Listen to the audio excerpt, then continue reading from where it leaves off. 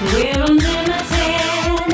When we work together, there's no way we won't be strong. Unlimited. We're here for each other. We've got my back. I'm where I belong. We're rolling, we're rolling. We're rolling, we're rolling. We're rolling, we're rolling. Together. We're rolling, we're rolling. We're rolling, we're rolling. We're rolling, we're rolling. Together. We're rolling, we're rolling. We're rolling, we're rolling. We're rolling, we're rolling. Together. We're rolling, we're rolling. We're rolling, we're rolling. We're rolling, we're rolling. Together.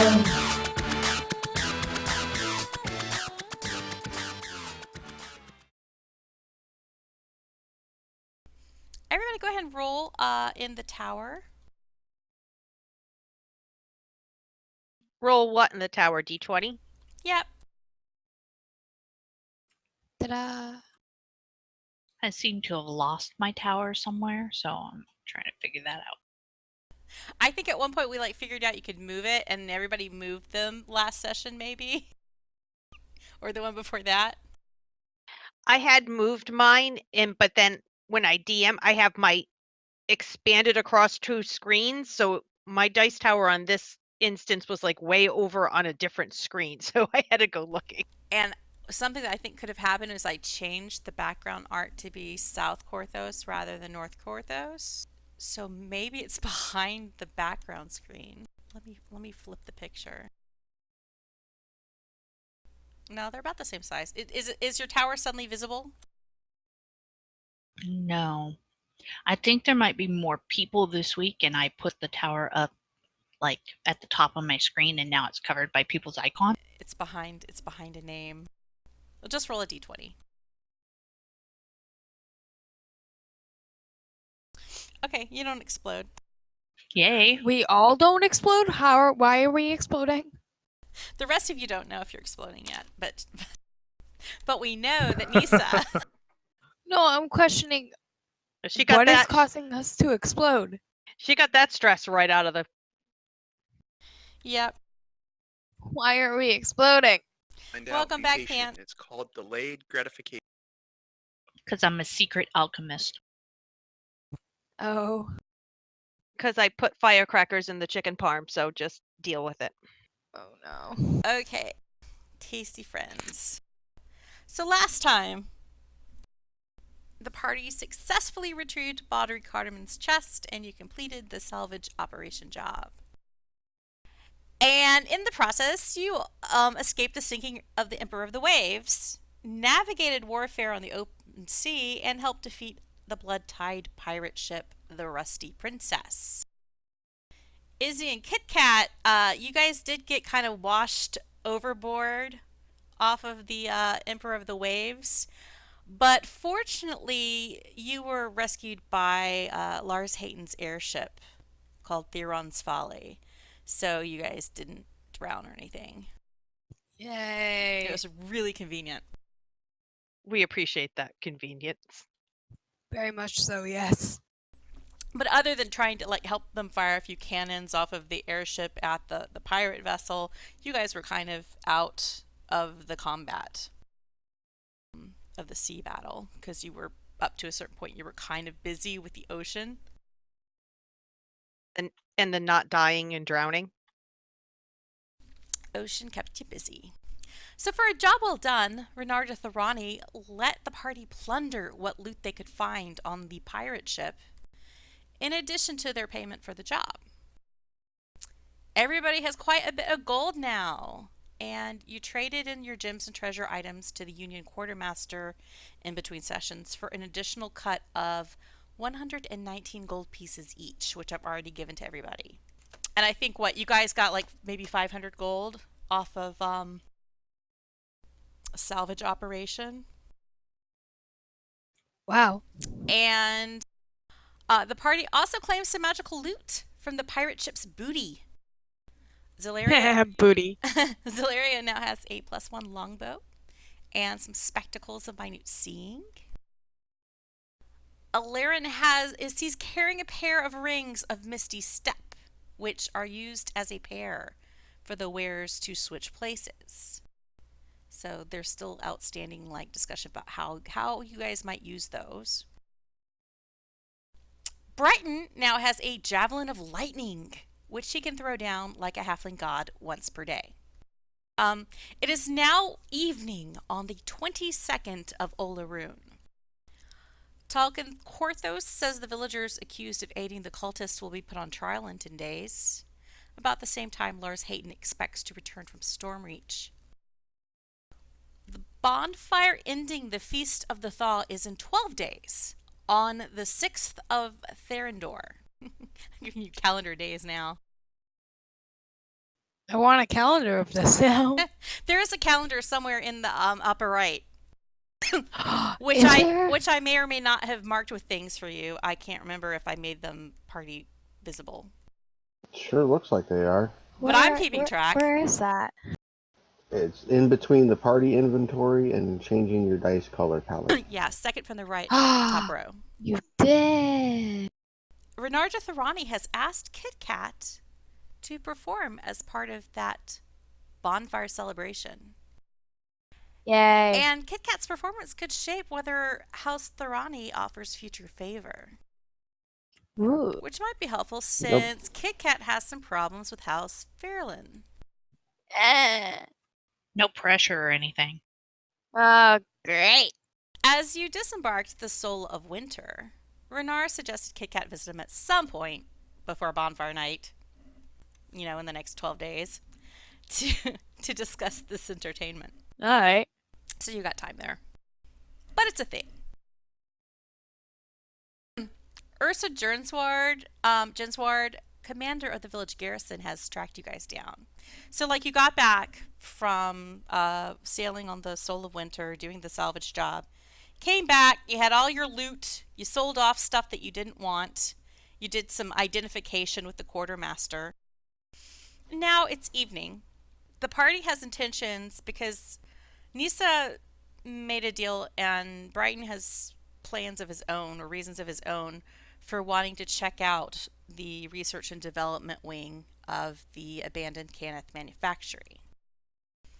Nissha made a deal with Lars Hayton to go in, kind of explore the place for the layout, clear the place of any dangers, identify if there's anything useful there, because the Lars, as one of the members of the village council, has plans. One of the things that they learned during the barricade, when there was a dragon on the island blockading the people from sea travel on and off Korthos Island, is that when the Korthos village does not have access to the sea, they're in pretty dire straits where food is concerned, because there's not a lot of farmland on this island. They pretty much rely on fishing and getting their foodstuffs from the sea or either imports from Stormreach. So he has this plan of doing some kind of hydroponics, indoor gardening, to grow some crops and produce on the island itself that the village can use to feed themselves. And he wants to use the part of this research and development wing, he wants to use that space to do it in, but he doesn't know it's there because it's been on lockdown for the past 4 years since there was some kind of incident that killed his sister, Kylan Hayton de Cannith. So he's made arrangements with Nissha that the party is going to go in there and sort this out, check out that there aren't any dangers there, and then if they find anything that is helpful toward Lars's plans to creating an indoor garden, report back to him. And in exchange, after Lars, because he's in Stormreach right now doing something with his niece Kylie, there's something in House Cannith that's going on. When he gets back in time for the bonfire, after that point, he's going to let the party use his airship for your travel. and Nissha has plans because there's an island that you guys got a map for when you were in the Cerulean Hills. Nissha wants to go to that island because she's had visions from Ilsavel's star dance, her spirit ancestor, that it is an important place to her. Have I summed everything up? I feel like I think left, so. like it. I feel like I left something said in that whole thing. Oh, I know what it was. Oh. So you have But plans. wait, You have there's plans in the more. morning to start exploring this research and development place. You know that Amalgam, the Warforged, is your contact for getting in there while Lars is away. And Ursa Durnsward, the commander of the village garrison, has tracked you down. She received word that you brought back 2 men from the salvage ship who were had been I guess you'd cut them out of some webbing, and they were both rather weakened. One of them was much more weakened than the other. And you rescued them, where it seemed like they were being held prisoner. They were being maybe fed to a grell that was in a food storage area on that ship. Under separate questioning with Ursa, they both say the Cult of Devourer operated on that sunken vessel, but their stories don't fully add up, and she wants to talk to the party, kind of get your report regarding what you saw when you're on the ship. Bugs Lots of water. and bugs. And She bugs in water. wants to know if there's any sign that either of these men could have been working with the cult. Well, only one of them had a name. Which one was that? I don't remember. Just one of them had a name, and the other one was token, like token person. Rescued prisoner number 2? Yeah, it was prisoner number 2 or something like that. No, that was a meta joke. Which is That flopped. there was Yannick Appelvon. Apparently his brother Alert died on the ship. Yeah. Found that body. And then there was Vernell Logner. Yes. They're both from Korthos village. It's just Yannick Appelvon, he and his brother, they were on a ship bound for Stormreach that was wrecked by the White Dragon in the early days of the blockade. But he says that everyone drowned except for he and his brother, and they floated on the wreckage until they were found by the Swagan and taken to the Emperor of the Waves. Oh boy. He says there were other prisoners, and some he recognized from Korthos village, but others who said they were shipwrecked in the Thunder Sea as they traveled between Stormreach and Sharn. Yannick says he saw cultists and more Swagan sometimes, and they came and went. But the Swagan priestess and her spiders and aberrations always remained. And sometimes prisoners would be taken and sacrificed to the Devourer or elsewhere. And Yannick told me that he knows prisoners were sacrificed to the Devourer because he and his brother were forced to take the remains to one of the feeding rooms for the spider crabs. And that's the only way that they survived as long as they did.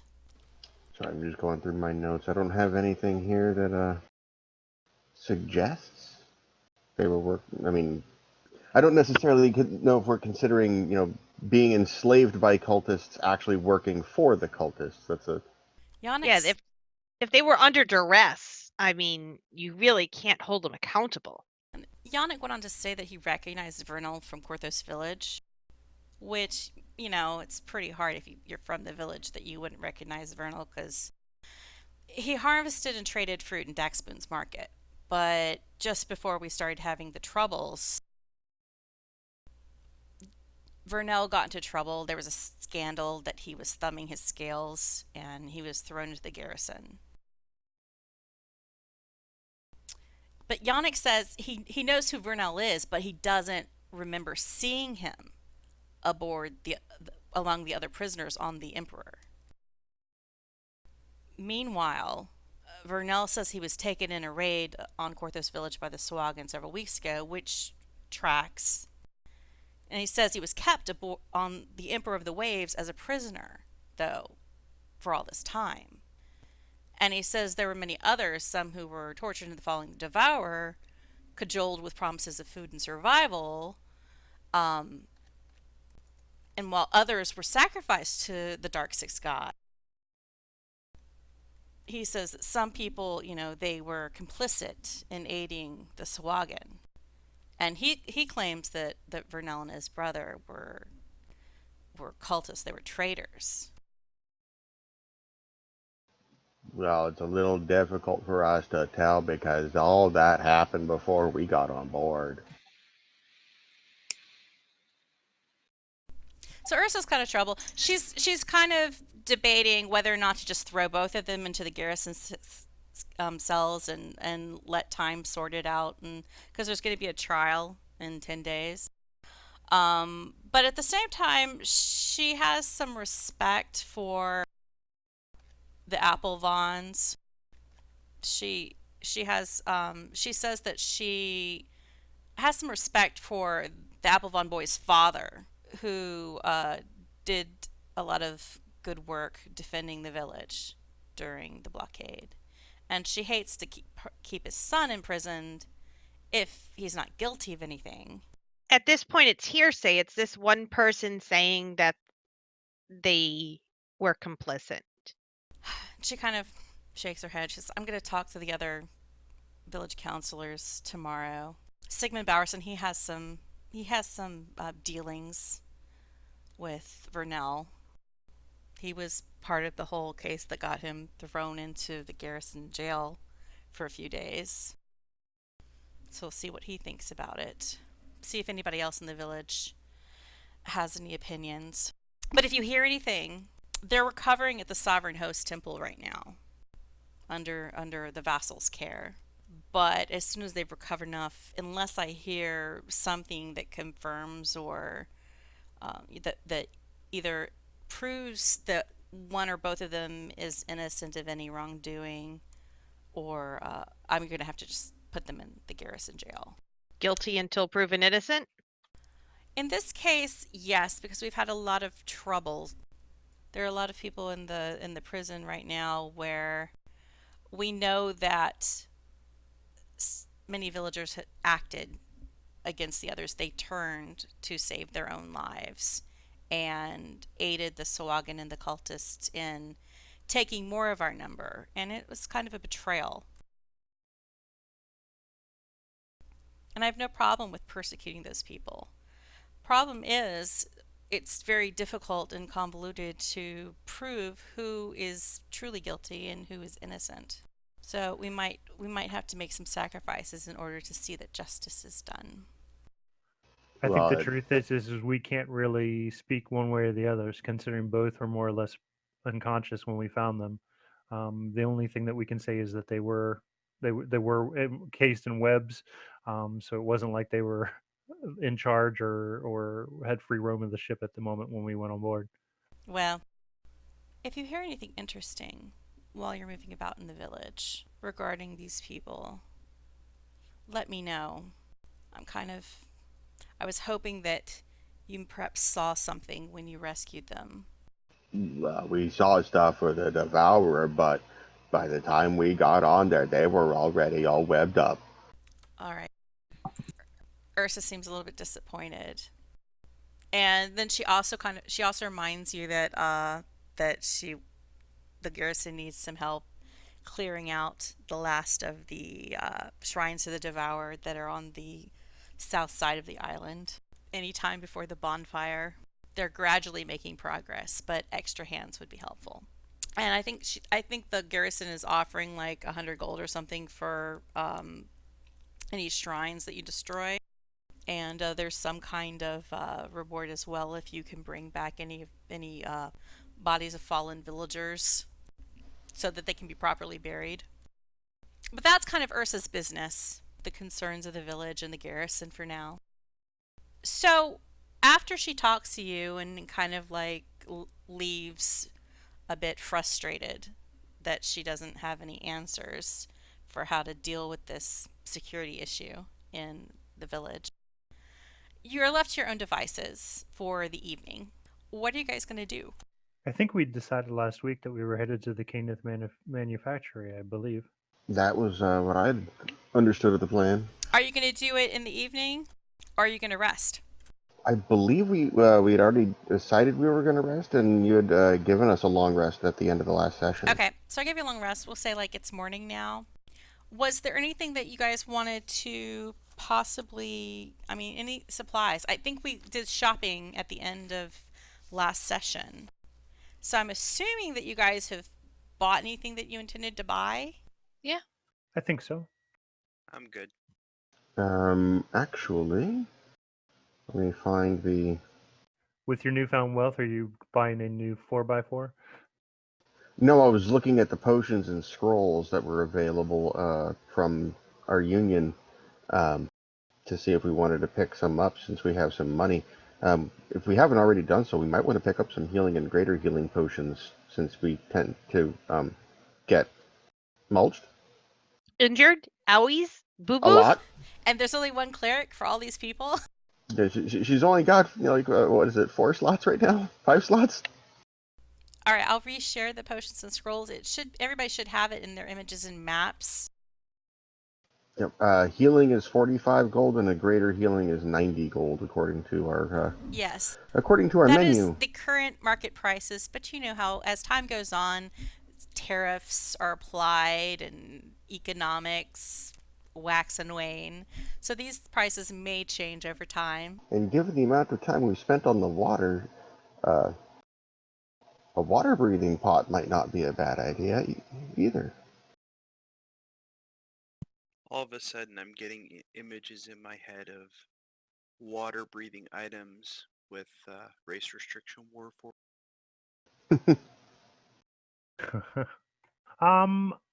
I think I'm going to take Pants's advice, which sounds like a really bad idea. But I think I'm going to buy one potion of greater healing and one potion of water breathing. Alrighty. Just subtract that Alright. from my gold. Yeah, just subtract 180 gold.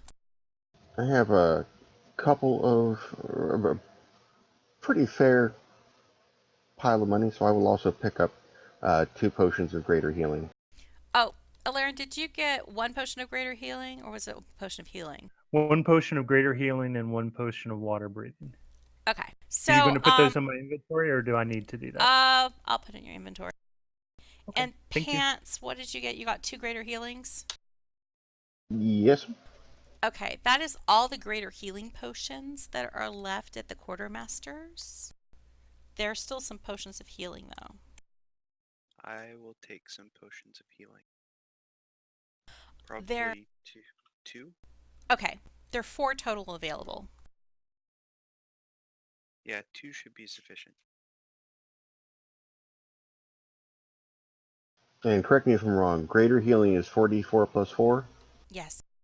Okay. Because the healing is in the items list, but the greater healing is not. So I'll Okay, just I am adjust that. good. Just fail to drag. Oh, I see what's going on. Oh, you're dragging them over. Okay. Oh, I am, yeah. I just added 2 to the ones I already had. Okay, cool. These greater healings were unidentified. A potion of water breathing. Do. So we don't have dad noise. If I wish there was a setting in which you could change the default between things being pre-identified and things not being pre-identified. So Brighton, you've already gotten the stuff that you got. It's totally made sense. Brighton, you've already gotten all of your potions. Is that true? I'm gonna assume everybody has what they bought. I have mine. I look to be all set. I'm good.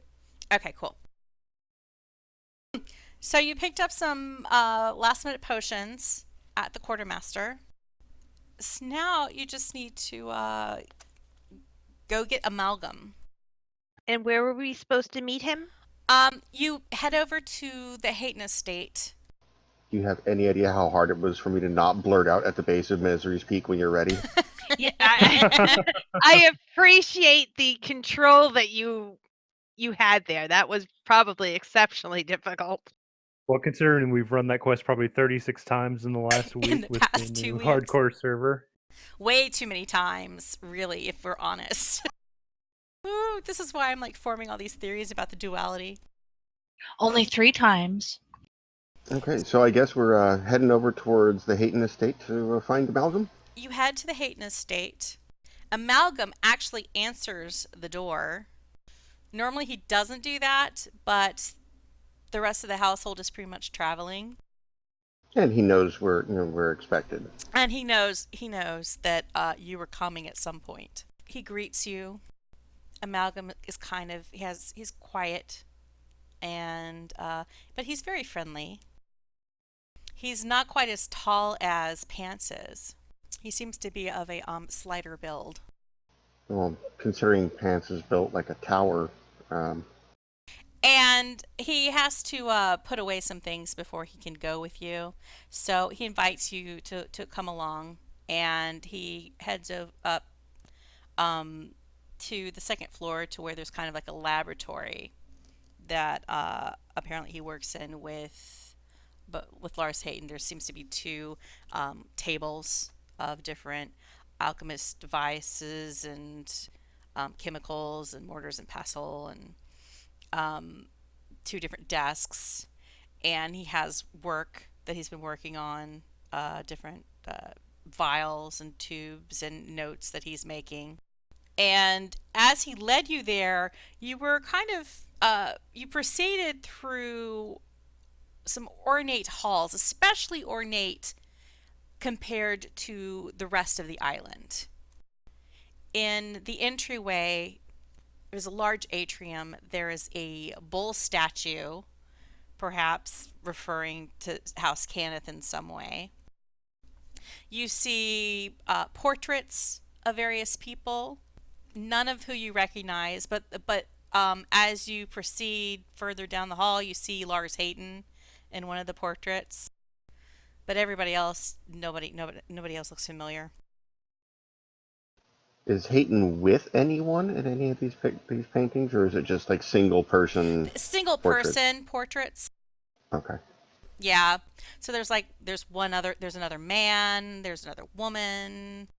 They both seem older than Lars in this picture. You recognize him, but it seems to be from when he was somewhat younger. Lot less gray hair. You pass through there's kind of like a dining room and stuff, and then you head upstairs, and there's a whole bunch of different rooms that you don't get to go into. But there's lots of it's rather ornately decorated, carpeted, which you don't see that in very many places on Korthos Island. Hades fads, Yeah, the Haytons is fancy. And as he puts away his kind of experiments, and you see that he packs up his notebook and he puts it in like a carrying pouch, and he grabs a book, and then he's ready to head out with you to the south side of the island. And as you walk, he kind of talks.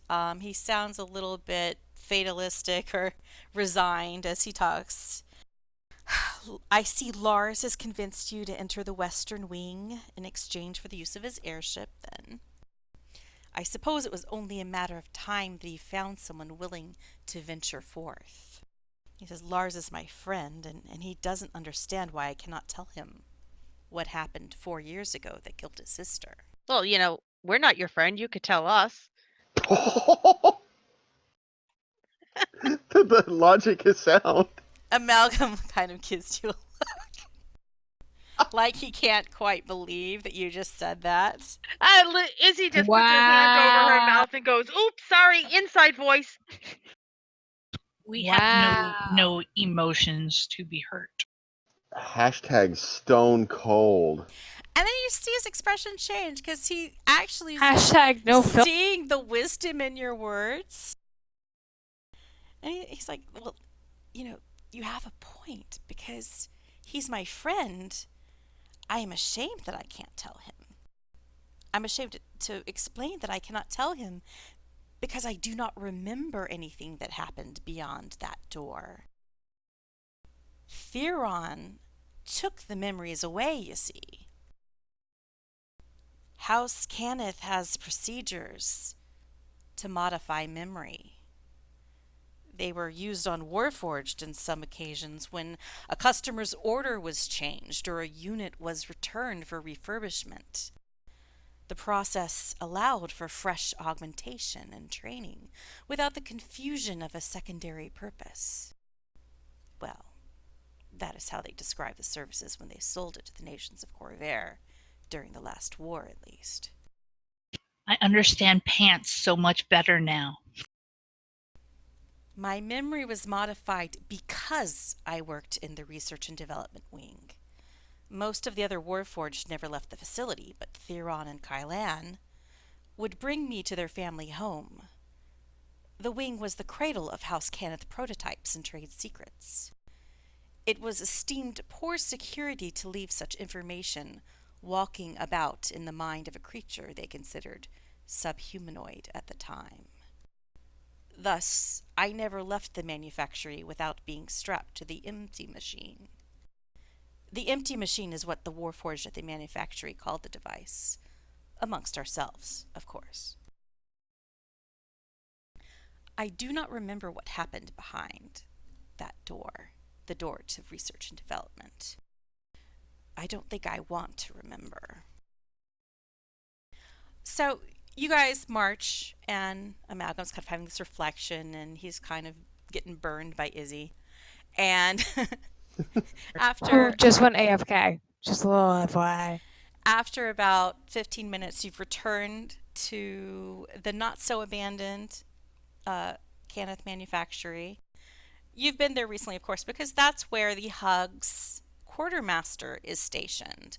Part of the old factory area, the forges, have been repurposed so that the Union quartermaster can use them in repairing and creating some equipment for use in the Union. They made some kind of deal with Korthos Village Council to make that happen. But instead of heading toward the east, as you normally would, to go to the quartermaster, you head down a different hallway to the west. Oh. You follow Amalgam through a maze of dimly lit corridors until you reach a long hallway. At the end of it lies a large bronze door.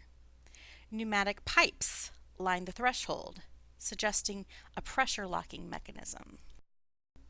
Most of you have never seen this before, but Brighton and Nissha have at least made it this far.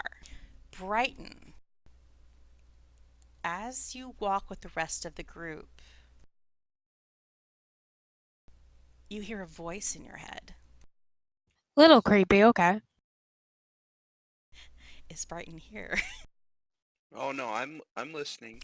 Okay, I to the just want to make voice in sure my head.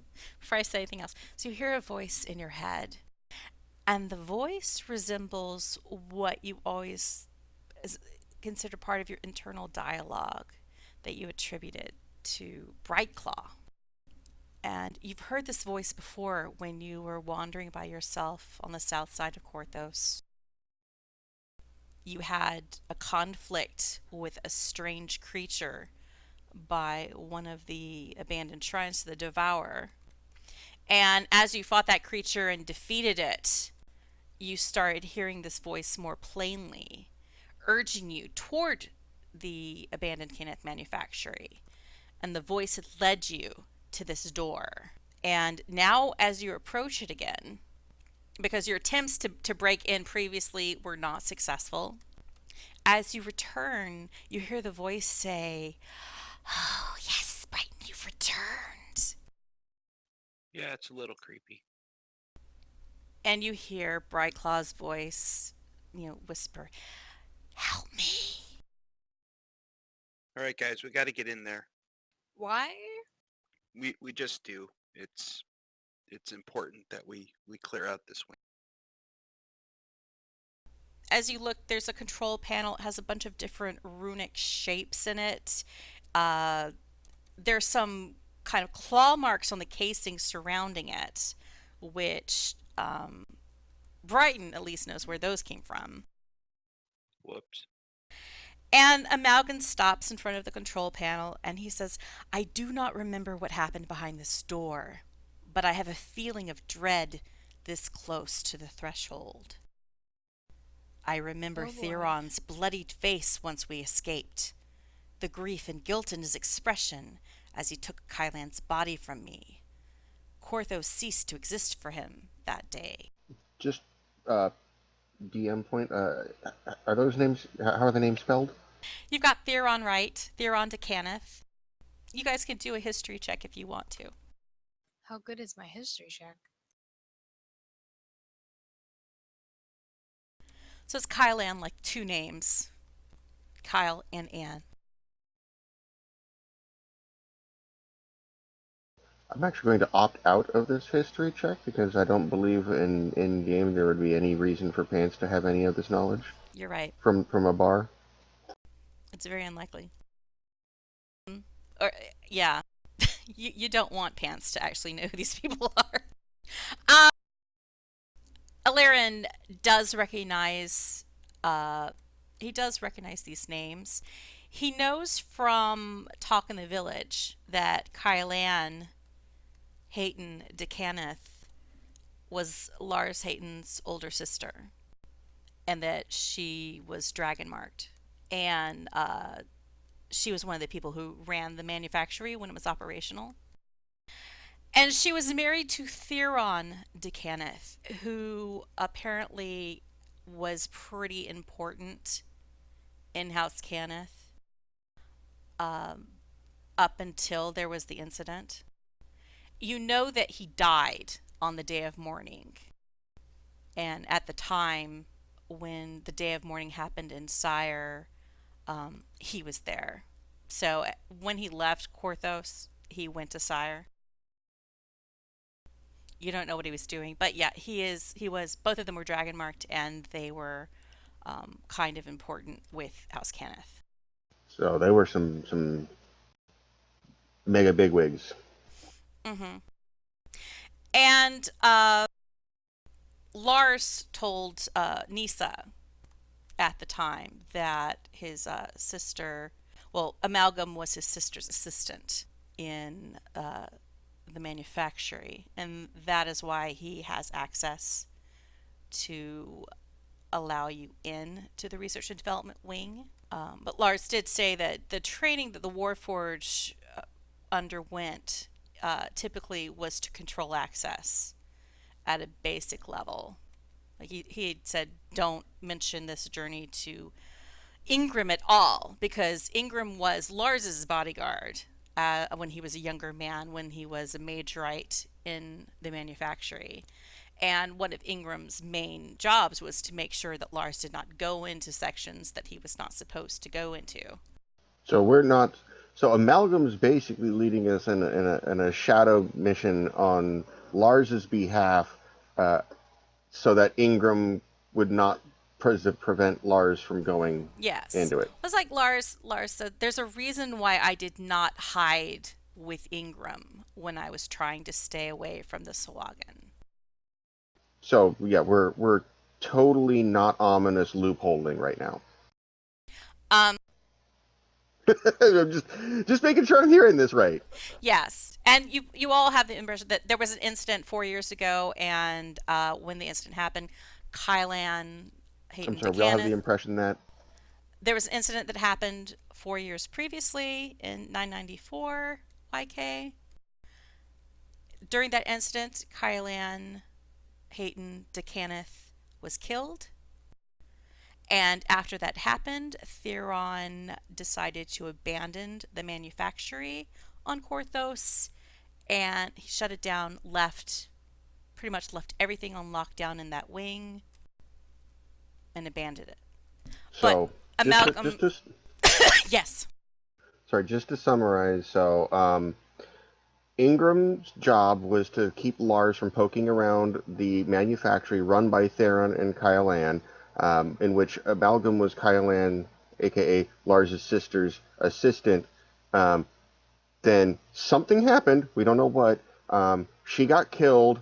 Theron shut it down, shut the whole thing down. Amalgam came to work with Lars, and now Lars is snuck away with with Ingram, so that we can go into. Yeah. Wow, that was complex. kind of a thing. So after all this backstory, Amalgam's like, I can grant you entry. It is incorporated into my systems. And he lifts his left arm parallel to the control box, and an augmentation activates. His hand dissembles into a whirring puzzle box of shapes and aligns with the runes of the control box. Whir, whir, beep, snap. After several moments, the door seems to sigh as stale air rushes into the hallway, and the mechanism unlocks. Where beeps? Sorry. Whir, whir, beeps. Okay. Is my mic, does it keep going dead? Yeah. I heard through whir Yeah. beeps and then a hard stop. Oh, that's so frustrating. That's a Discord thing. So yeah, he unlocks the mechanism with an augmentation in his arm. And as the door opens and you hear the stale air kind of rush out into the hallway, a placid voice announces overhead, "Welcome, Amalgam. Make today our best." And Amalgam seems to recoil from this command, and he says to you, "I will go no further, but I will wait for you here to emerge, hopefully unscathed." And he reaches into his pouch and he pulls out his book and he just starts reading. I love that. Oh yeah, how fun. I'll let you in, but I'm not gonna follow you.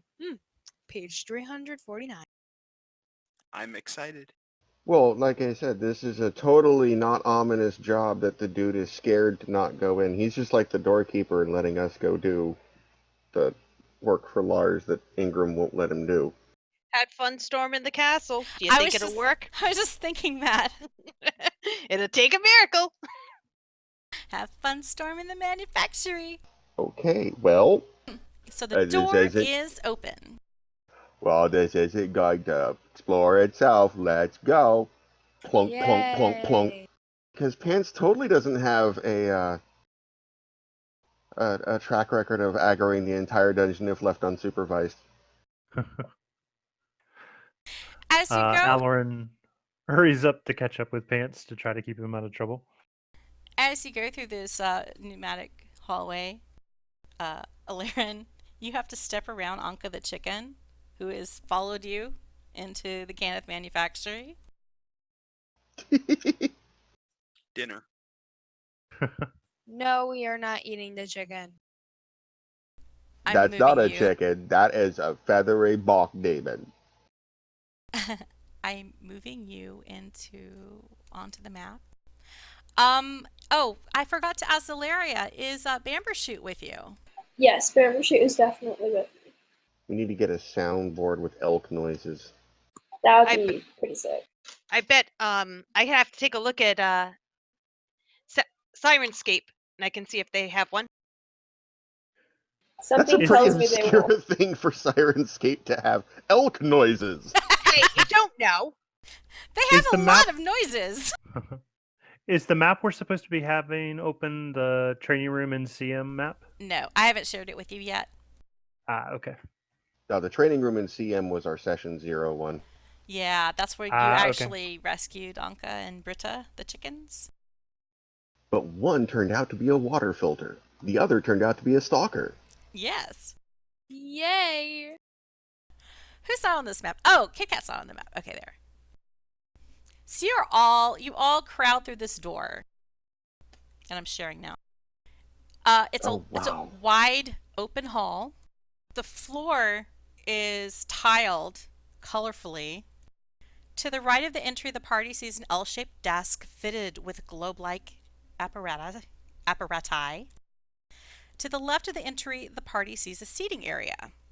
This hall is brightly lit with ever-bright fixtures mounted upon the walls, glowing just as they did 4 years ago. The hallway floor ahead becomes a patchwork of brightly colored tile. Oh. Is the potted plant dead? Yes. That's good. Important information, you guys. Good to know. Very good to know. Write it down. I'm seeing the dance floor from Saturday Night Live. It's like Otto's Irresistible Dance Hall. And once the entire party steps through the doorway, it pneumatically closes again. Up. No turning back. So, talks amongst yourselves. What do you do? Before we do anything, I would like to have Pants turn around and tap on the door and be like, "Hello, can you still hear us?" There's no answer. That's not good. No one can hear you scream. If you want me to describe anything in more detail, just ask. I'll try to come up with some description. I'm gonna go over and check out the DJ booth. How stale is the air? It's pretty stale. I mean, a lot of air rushed out when the door first opened. It's fairly stale. You don't see any body in this room. And Brighton, as you look at the L-shaped desk, you see it has 2 seating areas facing a silvery display device. The display shows the hallway outside the pneumatic door, and you can see on that display Amalgam leaning against a wall reading his book. To the right of each display is a faintly humming orb. And set in the far right side of the desk is a waste receptacle containing some stuff, some trash. I'm really tempted to touch an orb, but I don't know if that's a good idea. What if we examine the trash? Is there anything of interest there, like potentially I guess a sequence or code or something that we could use to to cross this floor? Someone played Space Quest too. When you look inside the trash, you find fragments of parchment and a bent metal cylinder. Any indication what the cylinder is for? Does the cylinder have an ovular opening on one end? Wait a sec. Because I think I created these items.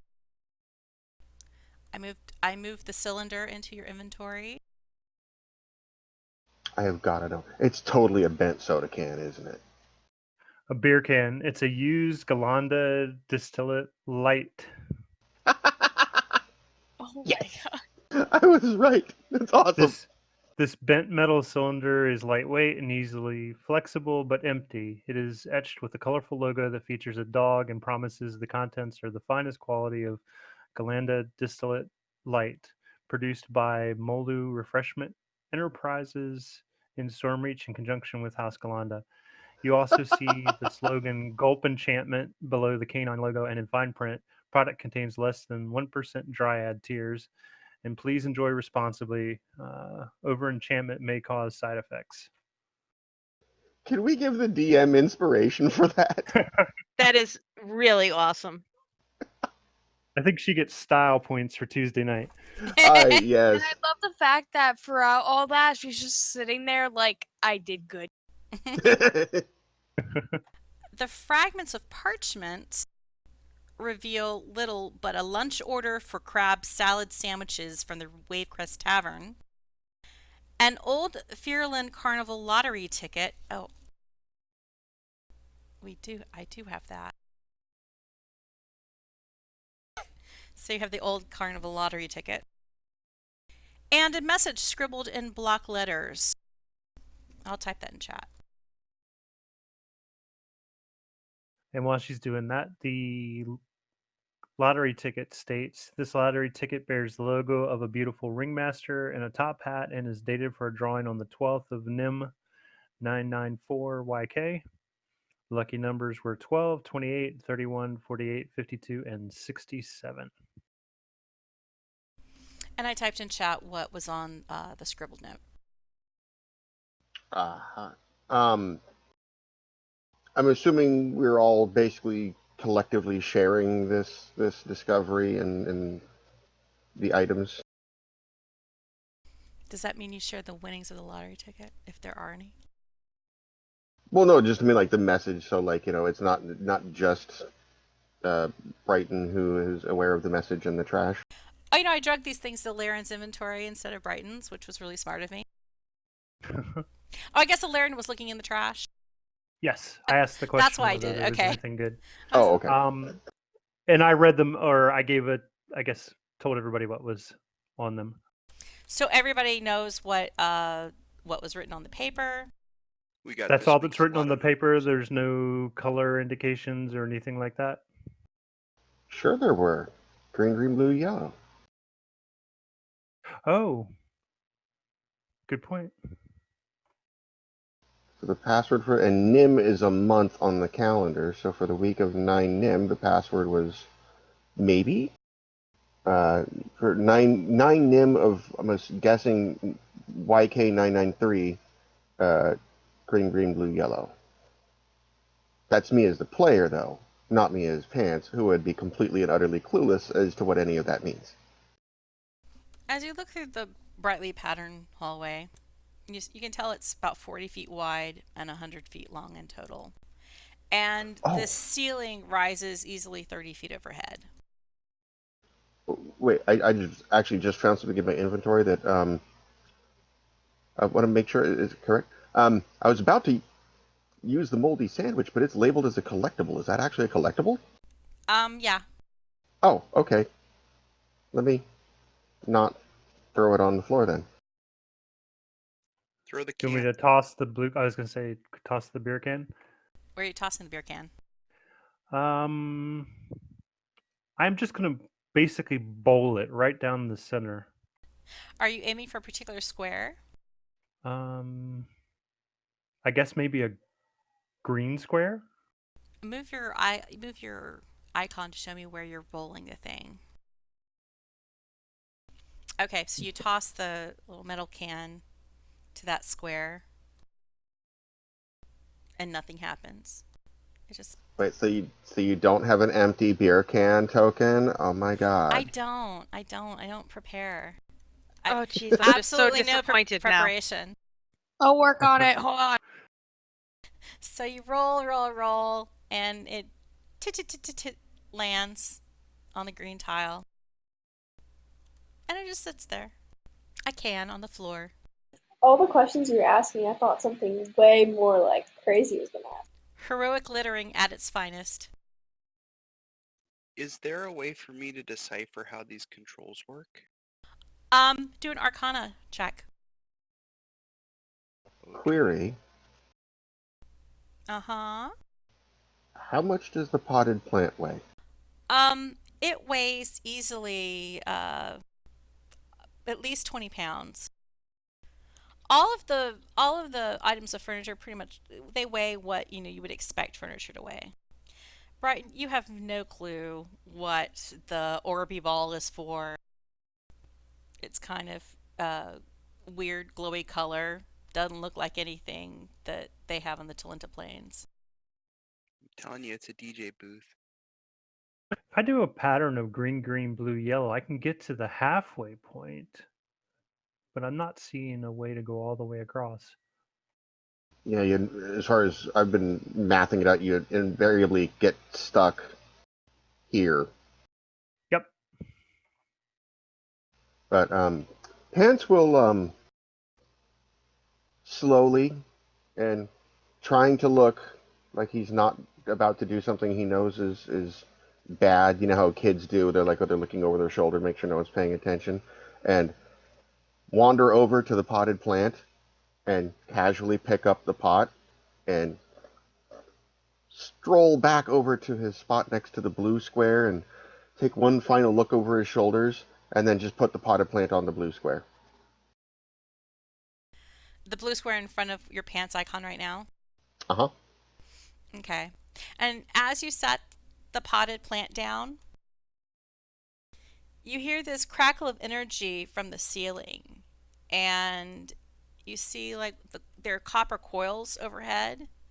And one of them lights up and shoots down an arc of lightning and zaps the potted dead plant.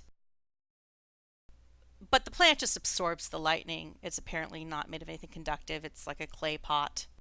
Okay, well, I guess that answers that question. Ooh, there is a path coming from left to right that ends on the yellow one that's third up from the bottom. Might it be that since you're coming from the other direction normally, we have to work it backwards? Because if you start on the far left-hand side and you start with the green one at the at the bottom, You can go green, green, blue, yellow, green, green, blue, yellow, green, green, blue, and then yellow ends at the end. What? If you follow the pattern of green, green, one green square, one green square, one blue square, one yellow square. Well, I mean, if you go with diagonals, you can go green, green, blue, yellow indefinitely in any two row from left and right. Yeah, who's to say we can't go diagonal? Is there something blocking the diagonal? Oh no, and that path does take a diagonal. But if starting from the right to the left, if you go green, green, blue, yellow, you end up stuck about midway through. But if you go So, left to right, okay, well, And these tiles do Pants seem to be about 5 feet square. will pick up the potted plant. Hopefully, not the arcing is done, and move up to here and place the potted plant on the yellow no, tile. not that one. The yellow one towards at the bottom. Well, no, what I'm saying, like, okay, here, if you start green, I'll move myself all the way over to the left here to illustrate. If you start at any green, you can Okay. go. Understood.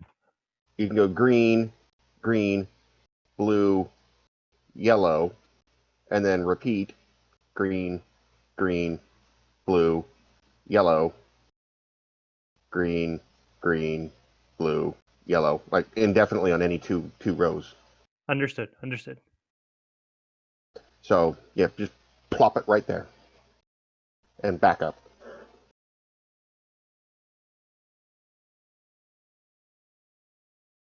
And see what happens. Another bolt of lightning zaps down into the I potted don't. plant. I don't think it likes that solution. Maybe it just doesn't like plants. Could it be that it's simple enough that we simply just need to step on a green, a blue, and a yellow to deactivate it, and we don't need to go all the way across? Shrug.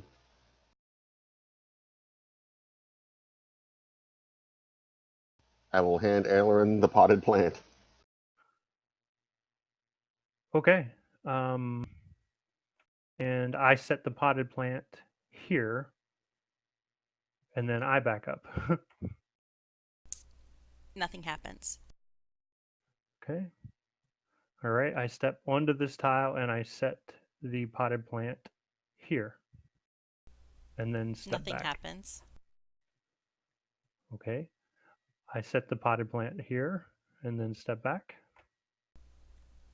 A bolt of lightning. Well, now you just went green, green, blue, green. Oh, because I'm stepping back.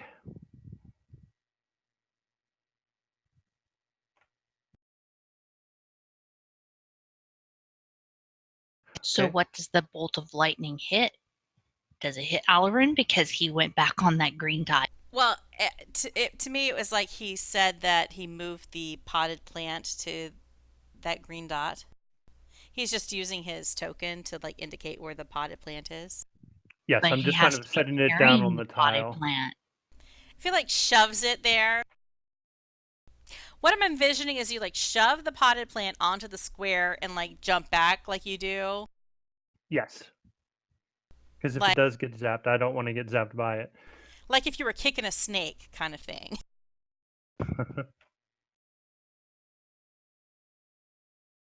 And I'm not gonna go into the detail of like making Aleran dodge every single thing when he's like not actively in that square.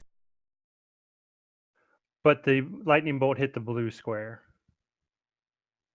Yeah, the blue square behind you. If you put the potted plant there, it zapped the potted plant. It's a good thing this potted plant was already dead. Okay. At this point, you can tell there's scorch marks on the dried leaves. A little bit of smoke, but the pot itself is unscathed. If we look up to the roof, is there... Oh, first, I guess, what is... You said this each square is about 5 feet? Yes. So swinging it over it on a 50-foot rope would not Each work. square, when you look up, each square has copper coils. One copper coil over it. Are you talking about the light fixtures, the ever bright lanterns that are mounted on the walls? Well, I was actually talking up above. Like, could we climb up or swing over the floor? The only thing that you see overhead are the copper coils that seem to be producing the lightning. And I said that was about 30 feet overhead. Oh, so this is a tall chamber. The lanterns are mounted on the walls, are mounted about 20 feet up. And there's about 25 feet between each of those. There's so much silence. And step back. Wait, step back where? Step back to the square that I'm standing on. I'm basically just going to slide the potted plant over to the green square. I'm basically just want to make my way back. So you put the potted plant on the green square to the diagonal of you. That's correct. Okay, well, nothing happens. Okay, then I'm going to move here and then move back over here to safety, and then someone else can take a swing because apparently my idea was not great. I'm just going to comment that I hate puzzles. I hate We have a them with a passion. green. I'm just here, like Nissa's just leaning against the wall. She's waiting to kill something.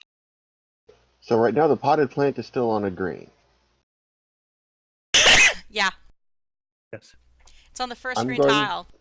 I feel really bad that I did not make icons for that. Let me see if I have any plants or just a pea.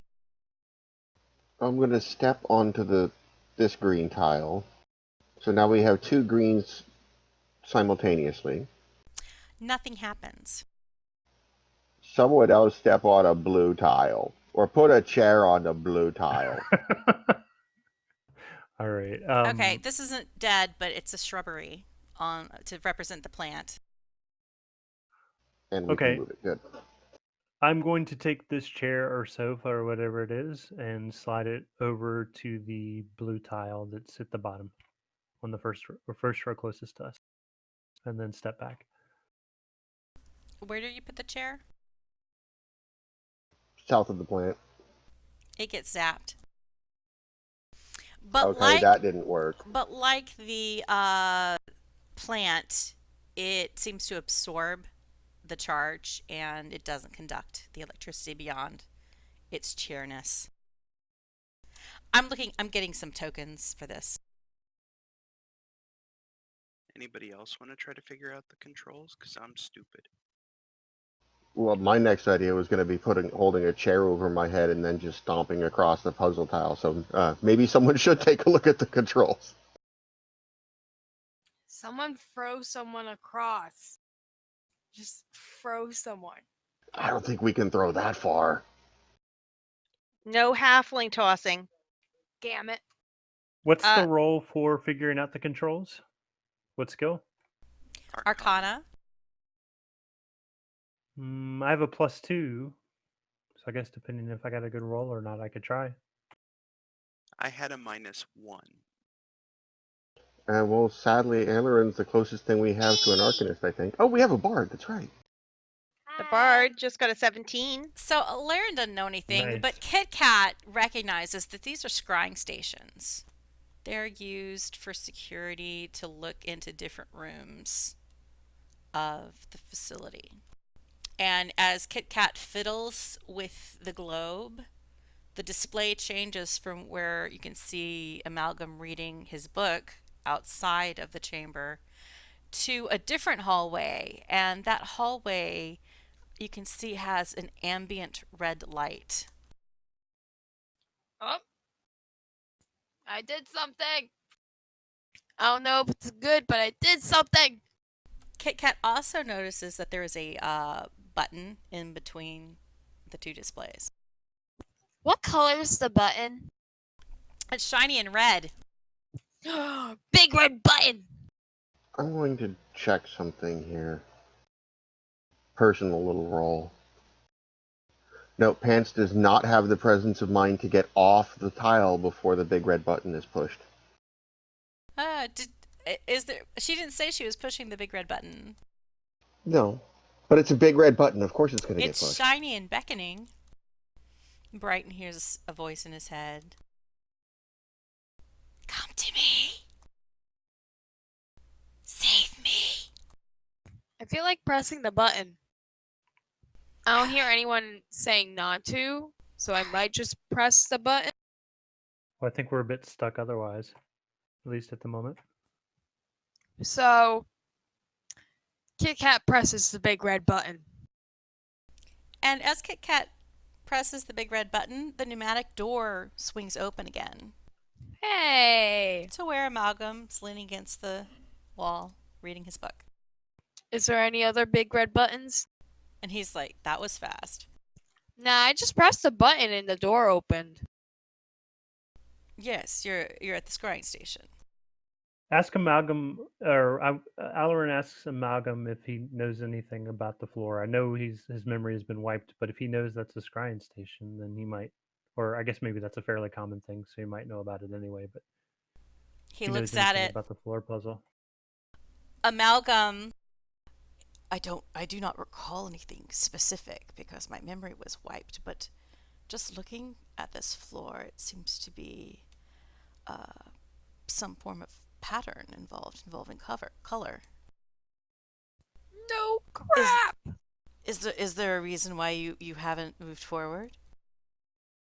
And he's talking from like the opposite, like he's outside the door. He's not stepping across the threshold. So you're like chatting to him from the doorway. It may seem shocking, but there's some lightning coming down from the ceiling when we try and walk past it. So Well, lightning usually is quite shocking. The floor I is know, trucks, you say. Yeah, well, some of them are, some of them aren't. There must be some form of pattern for safe travel. Wow, you're just coming up with all the smart facts. There probably is. Wow. What have you attempted thus far to traverse this floor? We found something that said like GGBY, which we thought to be green, green, blue, yellow. So we're trying a bunch of stuff with that pattern. Well, of course. Green, green, blue, yellow. That makes perfect sense. You simply move between green, green, blue, yellow squares until you cross the floor. Wait, hold on. It seems pretty obvious. All right, so Brighton is going to try starting to work his way across the board. Should we clear the existing stuff on tiles before you do that? They're 5-foot square tiles, so there should be room for people to step on the same square as like a plant or a chair. You can step on the chair. That kind of thing.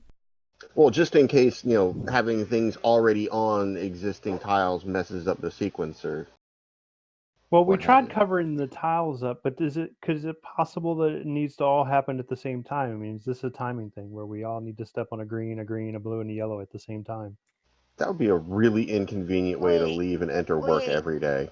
Agreed. 'Cause you'd Tessa's need brain 4 of people. patterns is finding something. What if you stepped in the middle of green, green, blue, yellow? Like in the smack dab middle. So look where like the C Like there. and the yeah. Like right there. So is that where Pants is going to stand? Sure. No, Why not? don't stand on it. Move something there. She just blurts this out and he goes, "Oh, I'm right here." Step. All right. I'm about to get 4 lightning bolts. Do a deck save. Oh no. Yeah. Oh no. Oh no. I loved how the copper wire trap just slides over. I think we found a new level of trapping as this will likely be unpleasant. I was talking and I wasn't holding push to talk. This is really weird because I was talking with both hands. I'm cracking myself up. Oh, jeez. I can just see it. Even though Pants isn't standing in the center of either square, the lightning shoots down from the copper coils in the yellow and blue squares and hits in the center of the square. But because Pants is made out of conductive material, he manages to get some kind of ricochet from this lightning chain. And he manages to take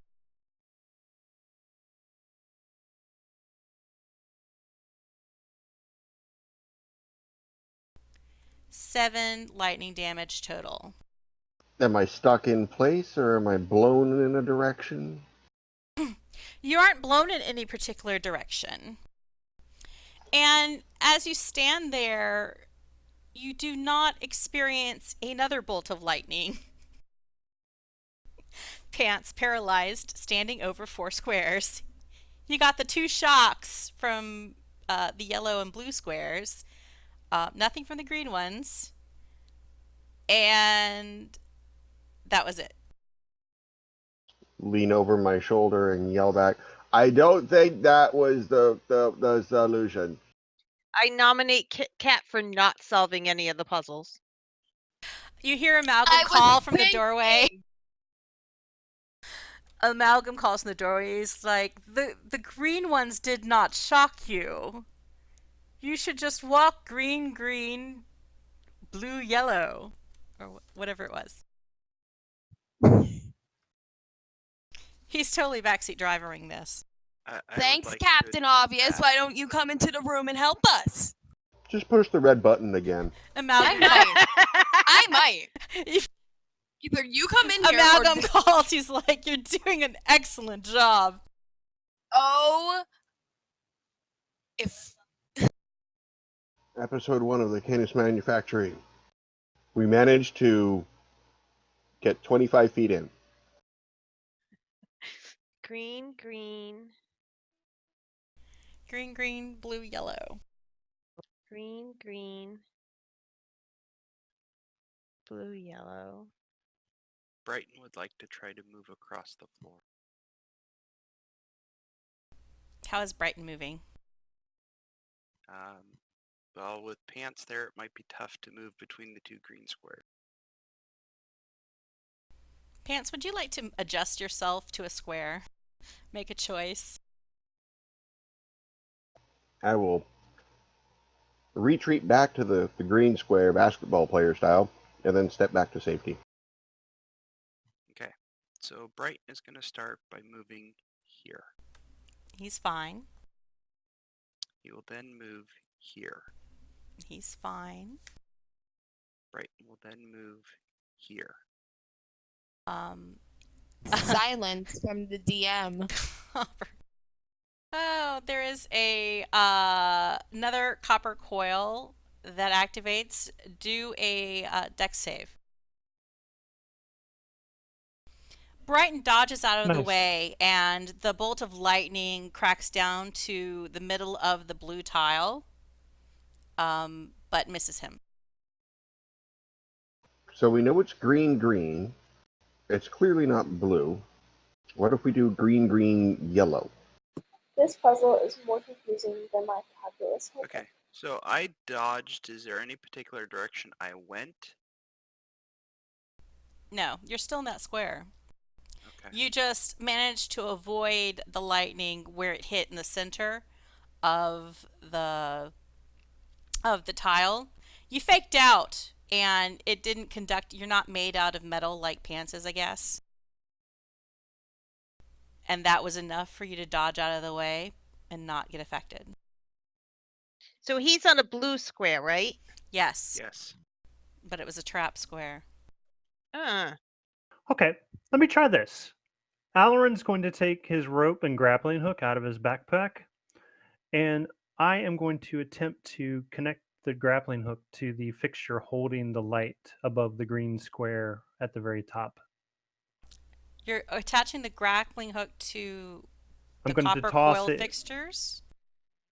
No, to the holding the light. Yes. Above head, not to the light fixtures on the walls, but the copper coils overhead that are emitting lightning.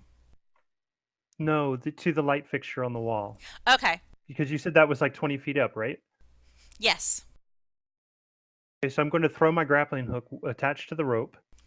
And how Attached long is there. the rope? Is it a 50-foot rope? It's a 50-foot rope. And then I want to swing from here to the green square. Which green square? The one that's in row 3 at the very top. So right underneath the light fixture. So you use your grappling hook, grab onto the light fixture, and swing your way here. Have I got that Yes. correct? That's correct. Okay, roll a dex save.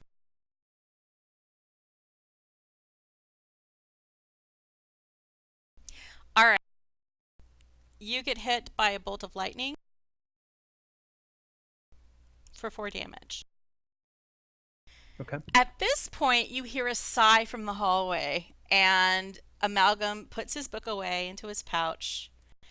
He takes a deep breath, and he begrudgingly enters the room.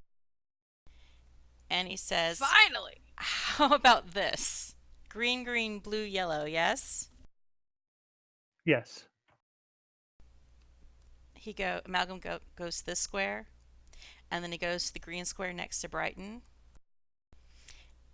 And then he jumps about 6 feet over to the blue square, and then he steps over the yellow square.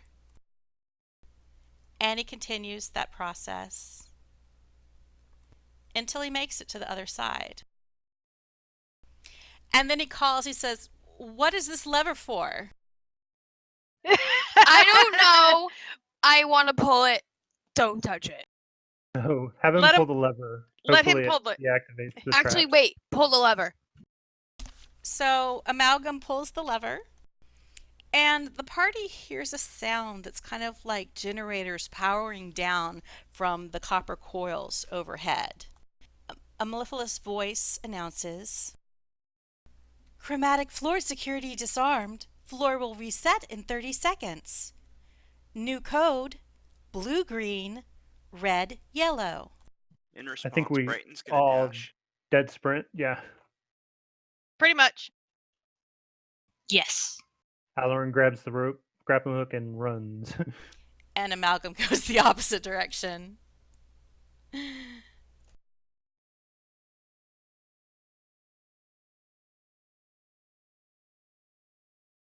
The butt is being hauled.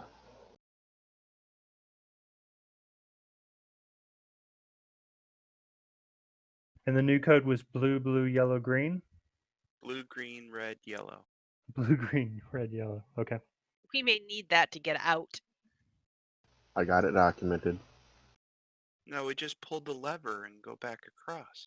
Oh, that would make way too much That sense. would make way more sense. That would make way more You get sense. 30 seconds of disarm time. Kit Kat. Where's Kit Kat going? She's I don't getting know. zapped. And what, Bambershoot chucks, he hoofs it over. Woohoo! We successfully Yeah. annoyed the PC. 30 seconds pass.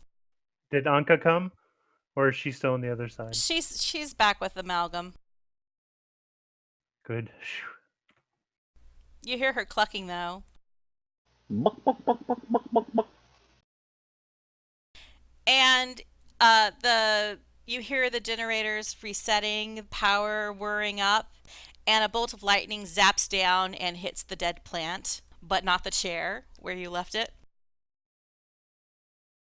Oh, green, green, blue, yellow, but it was you have to keep moving forward. It couldn't be two in Yeah. the same or the same column. Got it. And sometimes it would like force you to jump a little bit to hop on the next row. But Must constantly make progress or be zapped. or be zapped. They want their employees to move quickly. It's a joy to get to work every morning. And You're with that, definitely awake by the time you get there. Amalgam hits the button again because while you've been talking, like it closed again. And he hits the red shiny button, opens the door, and then he steps back out in the hall. And after a few seconds, the door closes once more. So we have a new door now. There's a new door. Yay! Let's open the And- new door. I'm going to pause for a second for a little adventurer's break. There's a lever next to this door, too. So it only took us an hour to cross an empty room. Hey, I'm just excited we annoyed the NPC on top of it. The NPC who did not want to go in that room. And the fact that it's a Warforged on top of it that we annoyed. I mean, that's some tough work there, guys. Yeah, that breaks the record of 20 minutes for an empty hallway. Yeah. I mean, you could just be as cold to his face like I was, you know? I'm not your friend. You can tell me. Okay, I'm adjusting. There is a lever next to this door. If Oh, we are think we all it's back? Just Is everybody back? If you're back, type a B in Fantasy Grounds chat.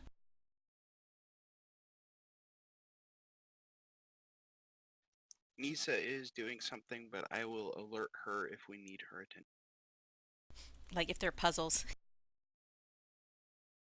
That would be inattention.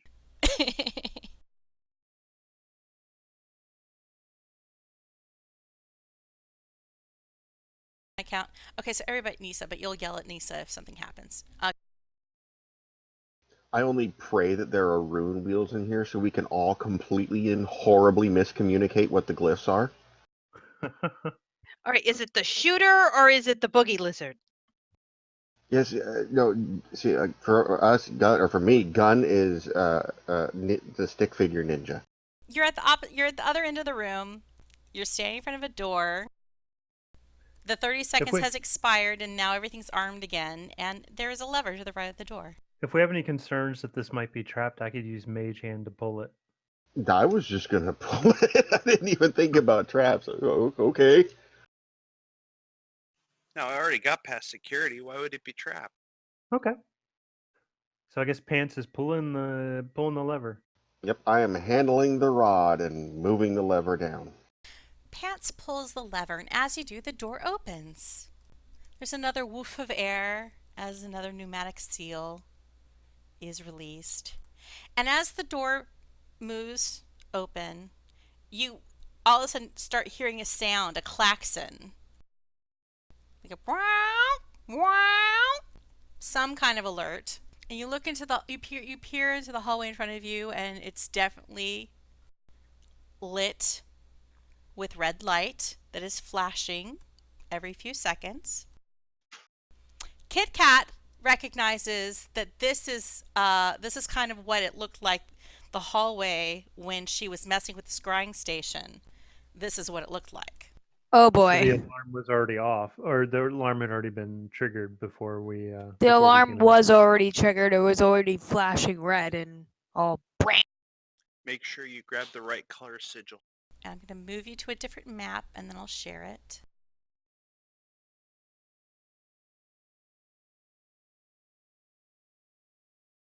Who would have thunk we were in Twilight Forge?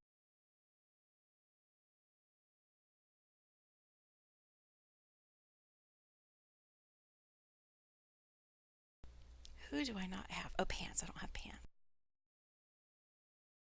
Sounds like a personal problem. Yeah. As I said it, I was like, okay, that doesn't sound right. Did it actually share? Yep. It's coming now. As you exit the department lobby, you see the main hall goes to the north and south. The sound of a klaxon harkens at a distance. Ever-bright lanterns are mounted along the ceiling, flashing a symbol in cautionary red. Okay. Well, it ain't gonna explore itself, and he's just gonna start clomping forward. 1, 2, 3, 4. Bonnie, can you reshare? It saved to me. It loaded really weird to me. Is that less weird? No, I think I just minimized it again. Oh, try that again. Do you need me to share it again? Yes, please. It's all gray for me. Most of it is masked. Okay. There's a tiny part in the lower right-hand corner where we are. Mm-hmm. It'll be like the lower half of the map. I'm unmasking more of it now.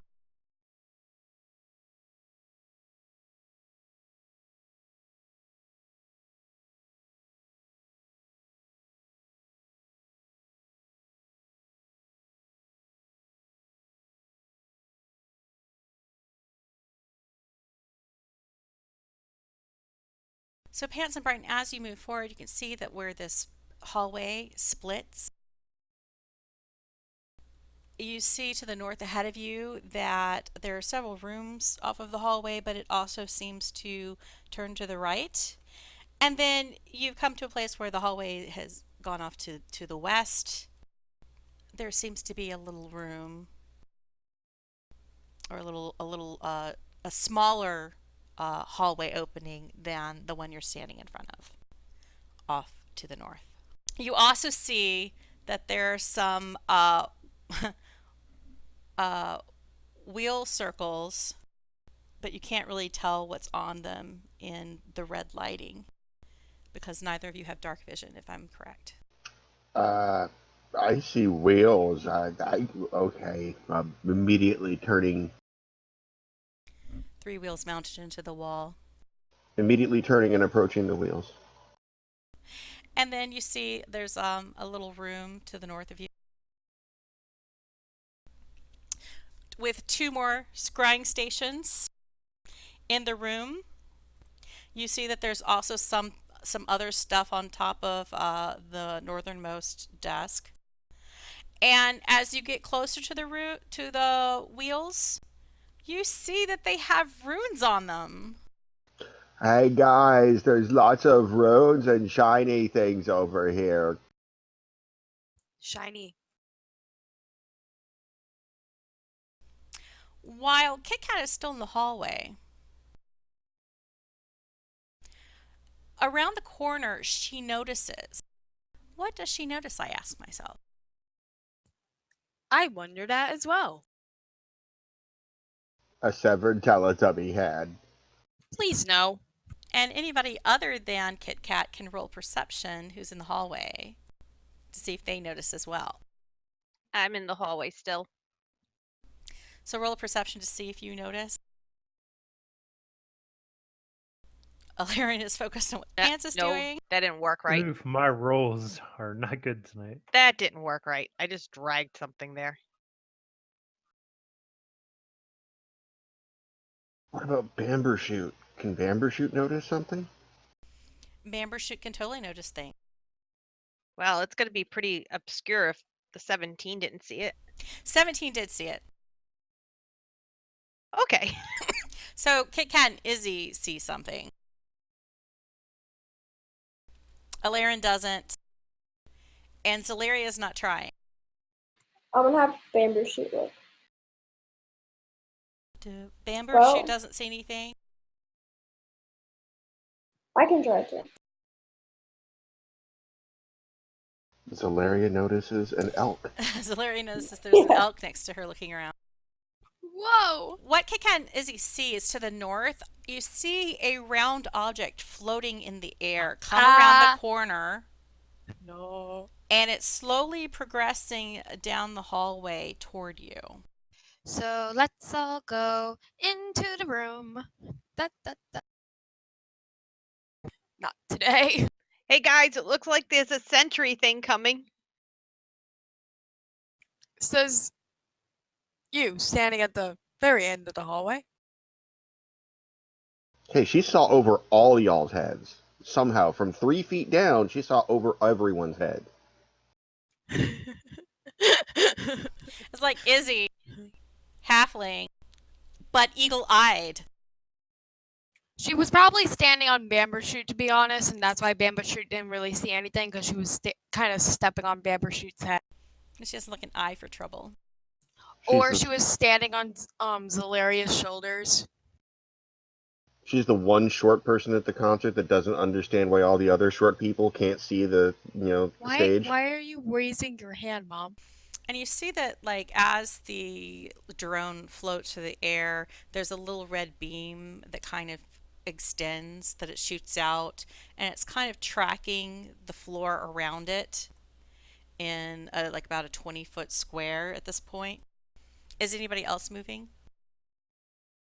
Oh yeah, I'm walking over towards the wheels, completely clueless. Okay, so when you walk over the wheels, you see there are 3 wheels. They all have pictographs on them. Oh boy. And I'm probably going to share another thing.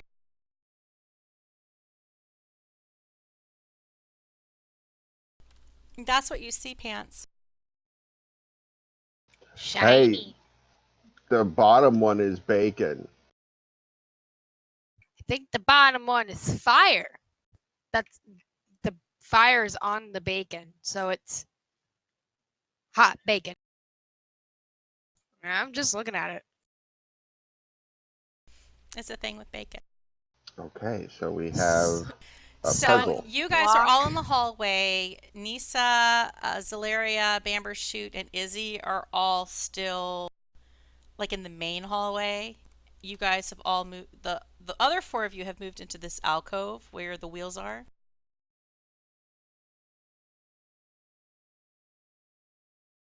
Is that correct? Adjust Yes. yourselves if something if that's not the case. I'm just watching the thing with the eye. So as time passes, the drone continues to move southward, and when it gets about 20 feet away, it spots Nissha, and it targets her with a red beam of light. Can we see this? The ones who noticed the big floating red eye? Anybody who's looking. And so she's been marked. The sentry kind of like tracks her. There's like a little red beam of light between where the sentry drone is and where Nissha is. And then around the corner swarm several more drones. Dun dun dun.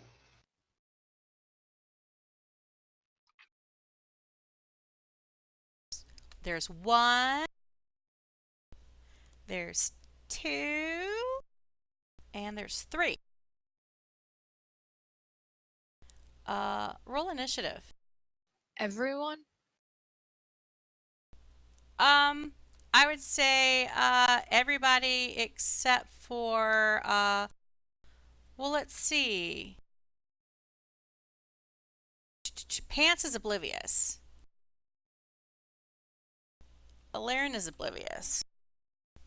Nissha has a bright red light targeting her, so she's probably not oblivious. And the Kid Kat and Izzy are totally aware of what's going on in there, so you guys totally know what's happening. Our initiative rolls. And I think didn't Izzy call out to the whole party that there's stuff coming? Yes, I did. So I think Pants is the only one who's saying he's not paying attention whatsoever. Yeah, there's shiny wheels. So these drones were coming around the corner. They're headed toward the party. Nissha sees that there is a red light targeting her, and she gets to move first. I guess it's a good question to see, is Nissha back? I'm here. Okay. I got a pot in the stove, so. Okay. I don't want to step out in the hallway because there's other drones coming, so I think I am going to ready my weapon and wait for the drone to come closer. So I'm going to hold my action pending it comes in within combat range. Like pending a drone coming within 5 feet of you? Yes. Okay. That means it's one of the drones' turn.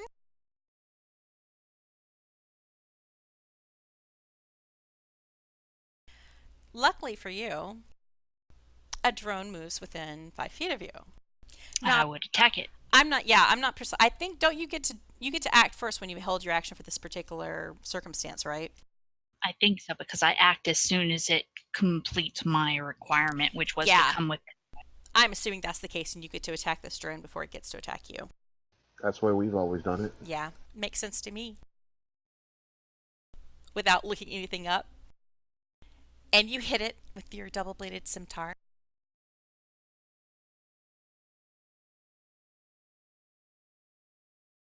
You knock it askew. It's still flying in the air, floating, making a whirring sound. The second to twirl the blade in my hand and hit it with the second.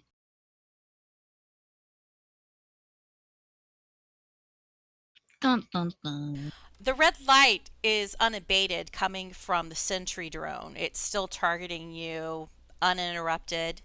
The sniper drone, while you knocked it a little bit askew, it resumes position and it tries to attack you with a blast of mage fire. And actually, it doesn't try. There is no try with the mage fire blast cannon.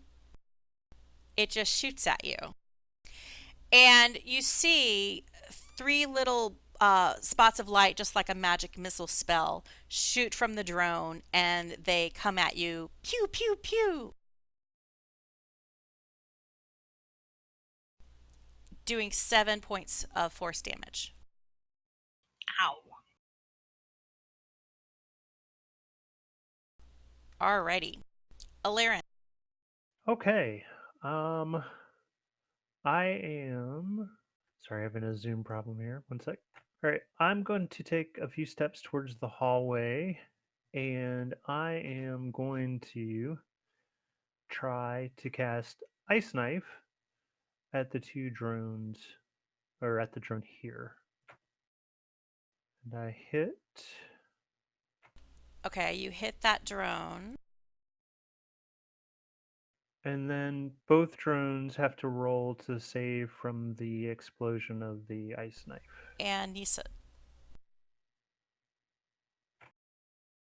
Why Nissha? It's He hit 5, 1, 10, not 15. 2.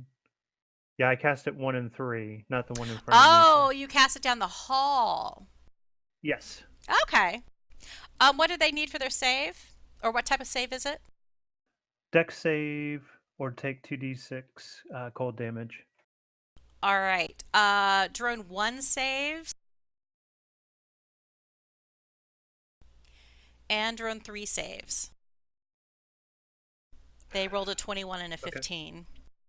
All right. Yeah, sorry about that. I got the wrong drone. Zaleria. Okay, so I'm gonna move just a little bit from Izzy, but then I'm gonna attack that drone attacking. You're going to attack drone, the sniper drone 2? Yes, that's correct. Actually, first I'm gonna put Hunter's Mark.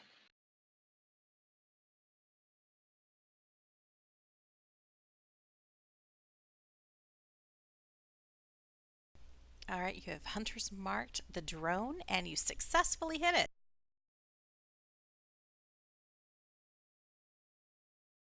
Doing 7 damage. The drone is marked askew again, and you can see that part of its outer kind of axis of metal framing has been knocked askew. It is still flying, but you hear, or you can't hear because you're from far away, but Nissha can hear that there is this strange kind of mechanical whizzing coming from that drone that wasn't happening before. Okay, and then I'll pass my turn. Sniper drone 1 moves forward. This is the one that Aleran hit with the ice knife before. Because now I understand things.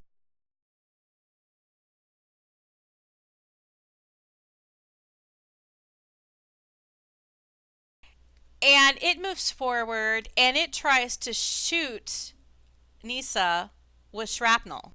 Oh no, Izzy and Kit Kat have lost connection. Are you still in Discord? Or is it total internet badness?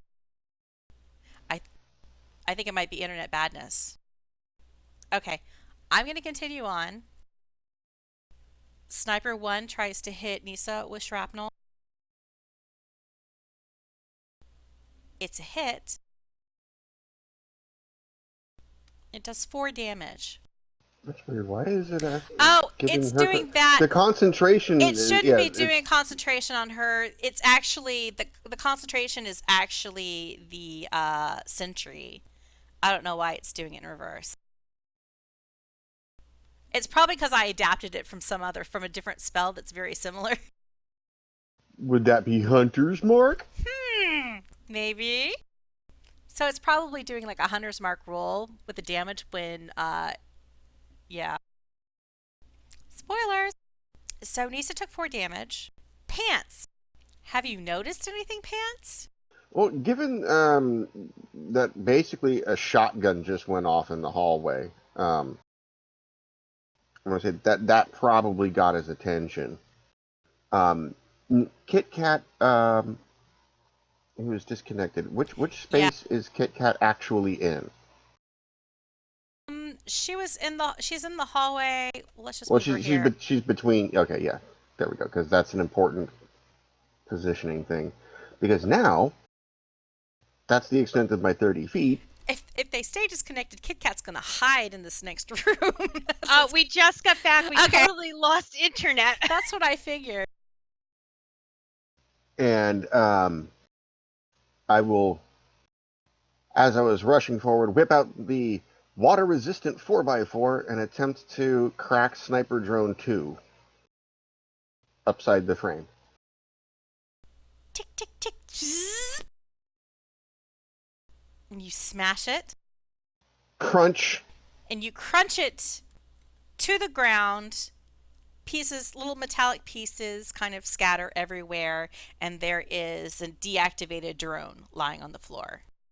Awesome. And yeah, I'm not going to do anything else. That's my turn. The red light is still targeting Nissha. Kit Kat, if you're back. I'm back. We're gonna need the map shared again. I'm sorry. Okay.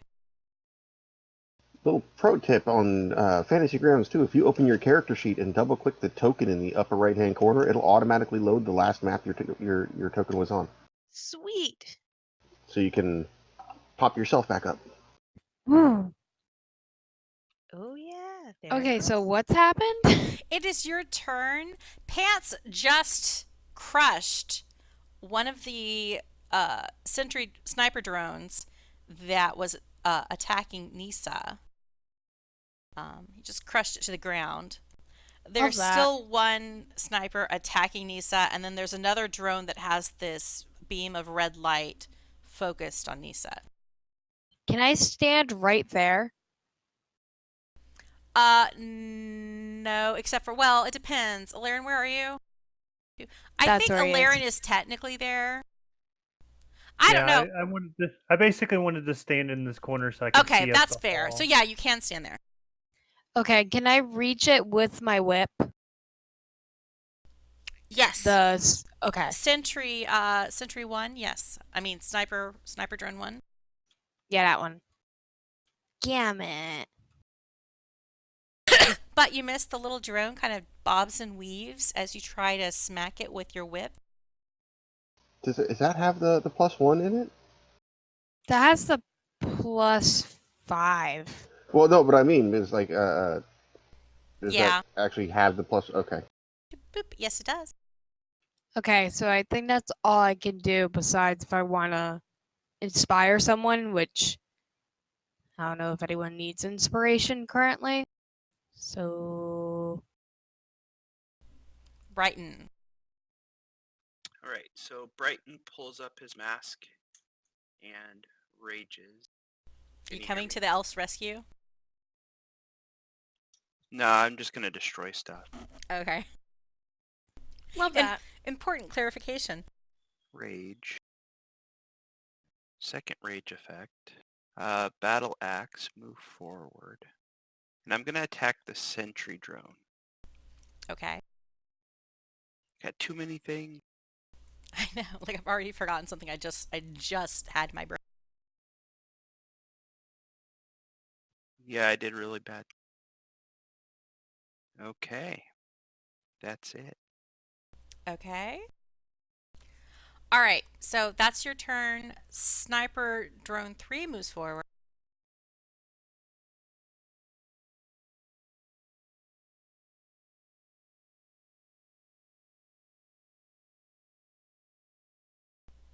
It takes the place of Sniper Drone 2 that was just destroyed, and it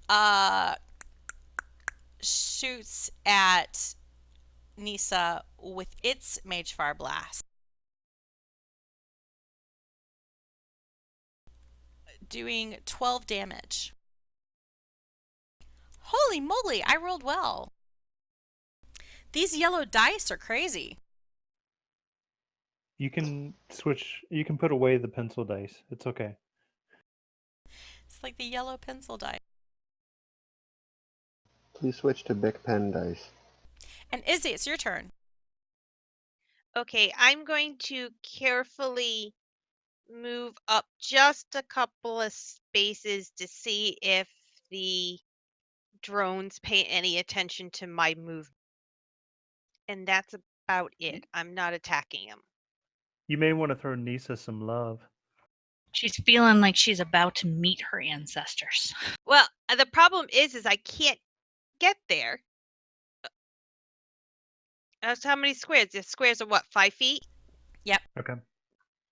So I was here, so 5, 10, 15, 20, 25. The closest I can, oops, that was the wrong thing I grabbed.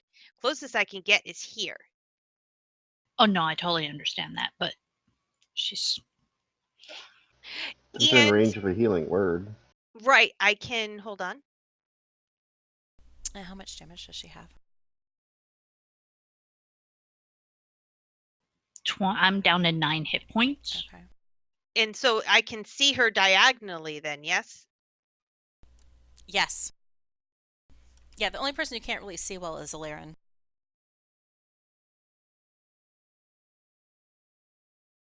So heal Nissha for 9 hit points. And that be me turn. All right, Bambershoot. Is Bambershoot doing anything? Yay, I feel the heavens receding just a little bit. At this stage, he can't do anything about using my action, so he's just gonna shift. He's gonna chill. What's happening? So then it's Nissa's turn again. So she's gonna attack the drone that's like directly in front of her.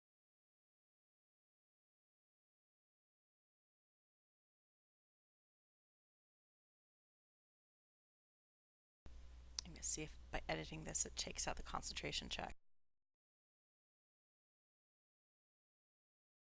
And she misses on her second attack. So you do 13 damage, and like the drone before it, you've knocked it askew, and now there are like some metal bits dangling from the outside framing, but it is still flying, though making a whirry, clicky sound that does not sound like normal functioning. The sentry drone just continues beaming that red light on you, Nissha. Aleran. All right. I am going to go back to Firebolt. And I'm going to go after, let's see if we can finish off drone number 3 here.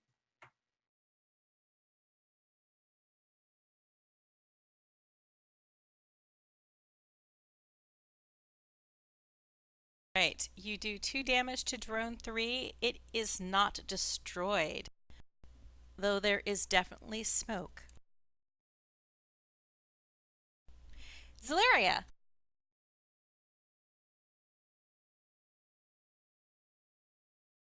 Okay, I'm gonna go for that. Which drone looks worse off, actually? Number 3 looks worse off. Oh, actually, no, I got something wrong. I think the 2 points of damage. Let me double check.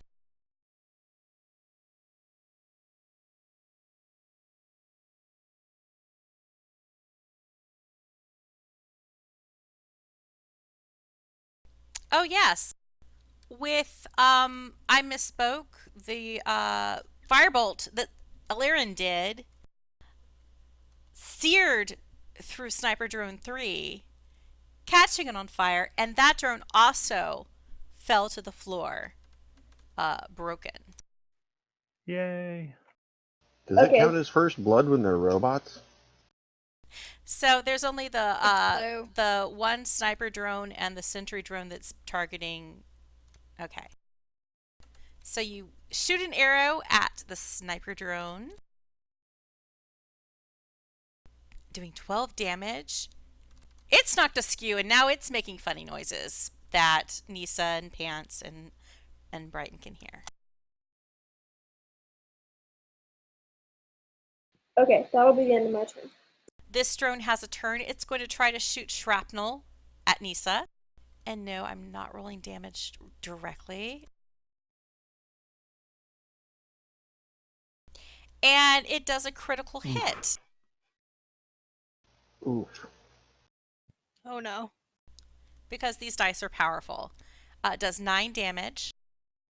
And you hear it go tick, tick, tick. The red light's still on Nissha. Pants, it's your turn. Okay. Well, I'm going to approach Sniper Joe number 1, and thanks to Mr. Brighton's happy little totem of the wolf, I get advantage on smacking it with a 4x4. So we're calling that totem of the raptor. Oh, totem of the raptor. Okay.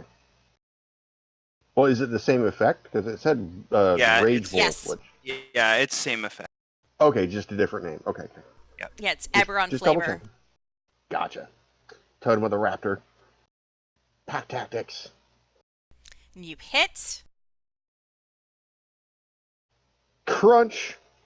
And with a swipe of your water resistant 4x4, you knock that drone out of the park. It goes flying down the hallway. You have scored a home run, and it clatters to the floor out of sight. As a bonus action, I would like to point towards the stands.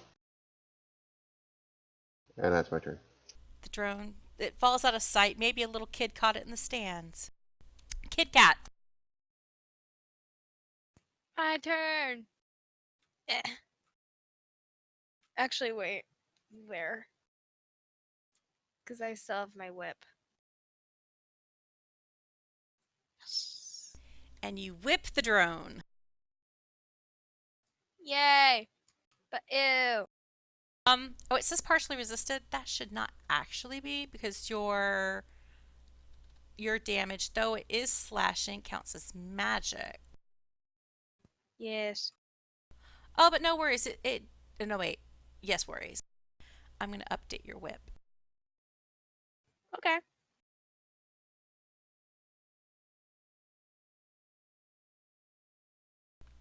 I might regret that. No, you won't. But I think it's a lot rare you're going to run into something that can only take slashing damage. Oh boy. So that's just to prevent it from not restricting you, because it's supposed to be slashing in magic.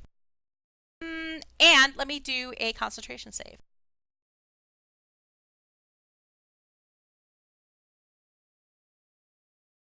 The sentry drone fumbles. You've knocked it askew. The red light blinks out of sight, and it's no longer tracking Nissha. Yay! Was that everything? I believe so. Okay, so it's Brighton's turn. Sentry drone again.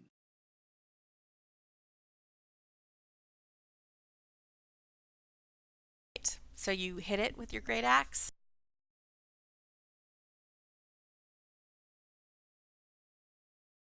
You do 7 damage. You see that this drone seems to be reinforced, and whatever metal is making up its cage seems to resist your great axe somewhat.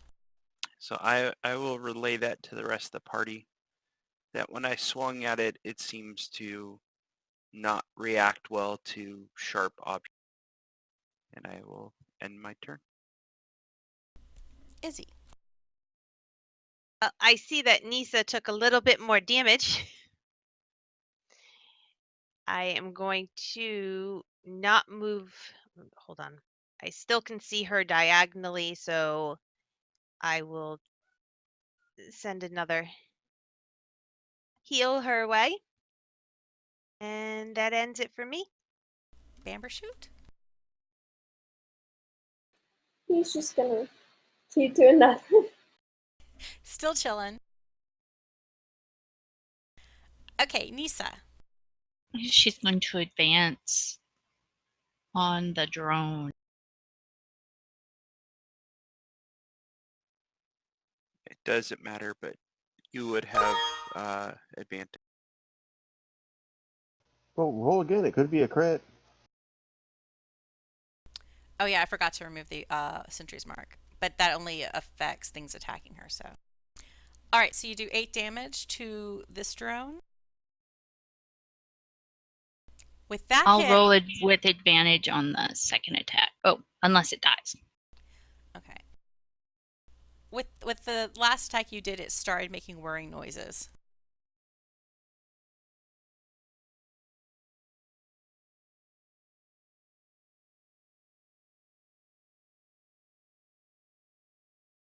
And the same thing with yours. Let me adjust your weapon. It's like because there's more than one descriptor to the damage, if any of them is resisted, it's resisting everything, as opposed to the opposite.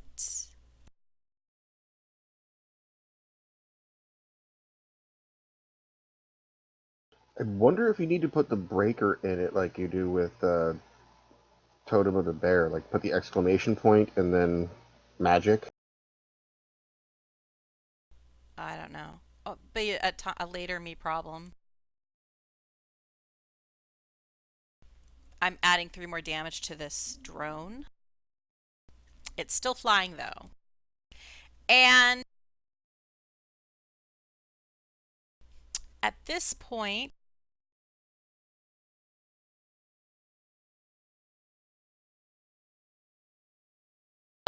it sends out a red light again, but this time it is pinpointed on Brighton.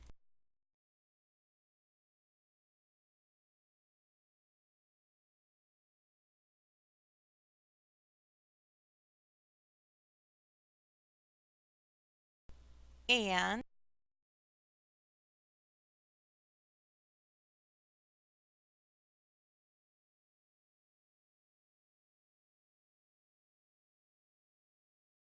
you see another sniper appear at the end of the hall.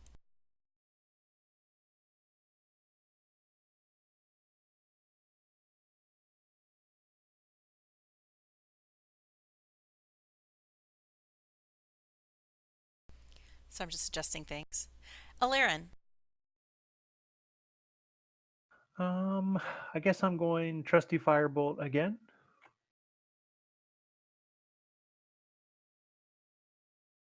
All right, you hit.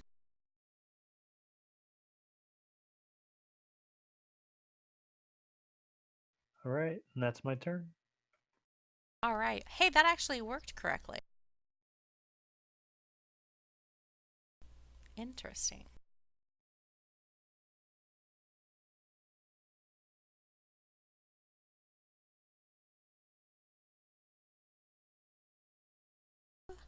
Zaleria.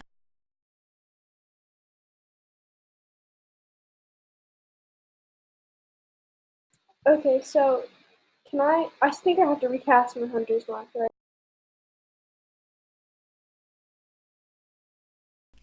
What, recasting it? Like, oh, like Can't you since move your mark? I thought I could, but is it only after like you have to do it the next turn, or can you do it? I don't know. I'm gonna say go ahead as long as it's still within Okay. the 10 rounds. All right, I'm gonna move it to the sentry.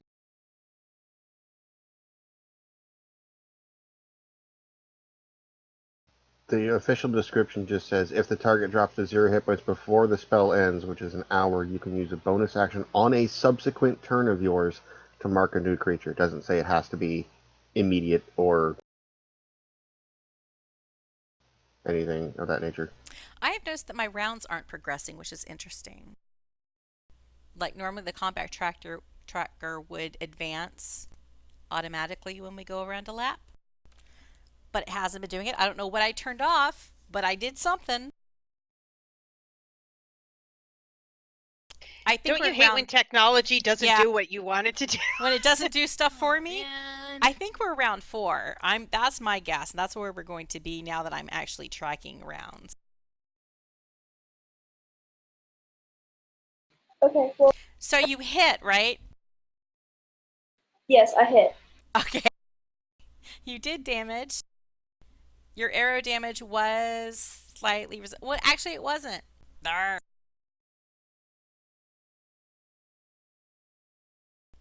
Because you have a schmancy longbow now.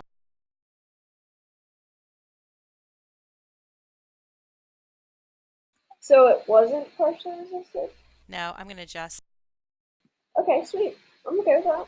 I'm treating it as magic damage because it is a +1 longbow. And the sparkles do damage. So that's going to be a full 7 instead of 3. So let me add 4 more damage to that drone. It's still flying.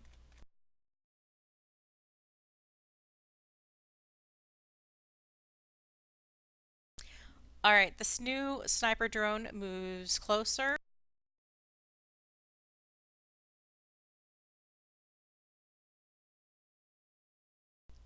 It moves up alongside Brighton, and it tries to shoot him with shrapnel.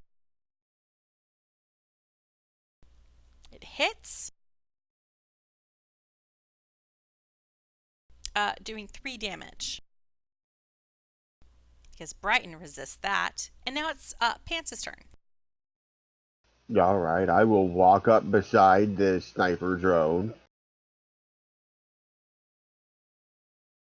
and once again point to down the hall and take my 4x4 and swing it like a bat. You do a kablam, a nat 20. That damage is partially resisted, but you knock the drone backwards 5 feet. And you hear this little sound as its gears kind of catch from the force of impact. That's right. And no, I will not use my action surge. So that's me. Okay, Kit Kat. It is I. Sentry's drone is still up, right? Yeah, it's making crickety whirring sounds, but it's still floating. Wait. Can I go from move there and use my... I'm gonna take that as a yes. You can use But your whip no. within 5 feet. That's not a problem. It's just it's got to reach up to 10 feet. Your whip isn't considered a ranged weapon. It's still melee. Yeah. But yeah, it was a miss. A very big miss. Not the worst though. No, not the worst. Is there anything else you'd like to do? There's not really much else I can do. No, Okay. I think. So that ends my turn. Brighton. Attacking the sentry drone.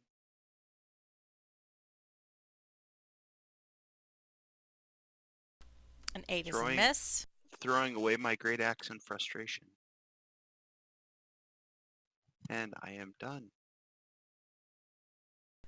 All right, Izzy. Let's see.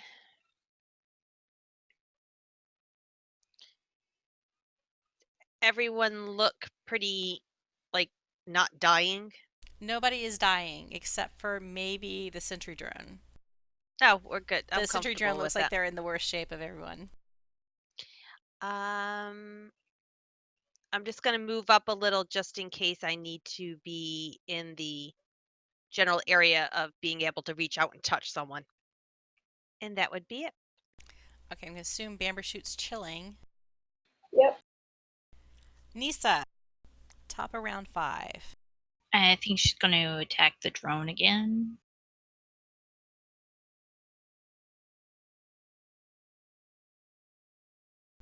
You hit, and you cut the little globe that the drone was into 2 pieces.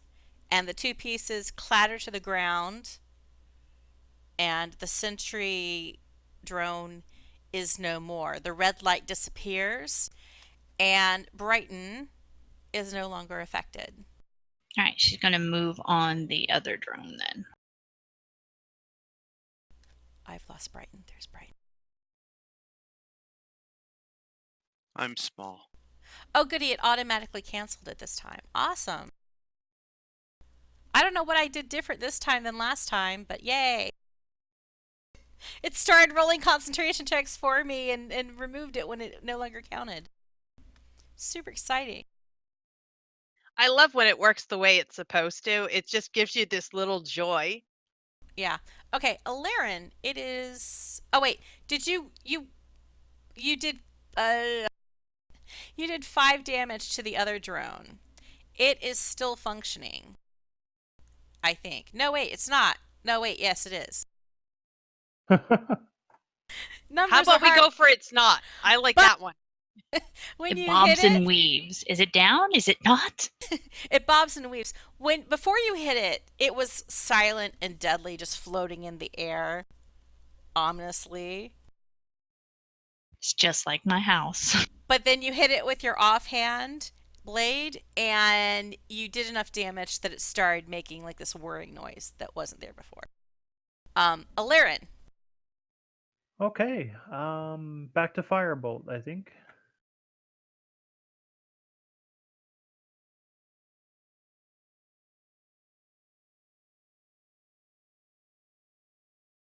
All right, you do strong amount of damage, setting that drone on fire, but it's still flying. It's just like this flaming round floating object. That's not dangerous at all. Zaleria.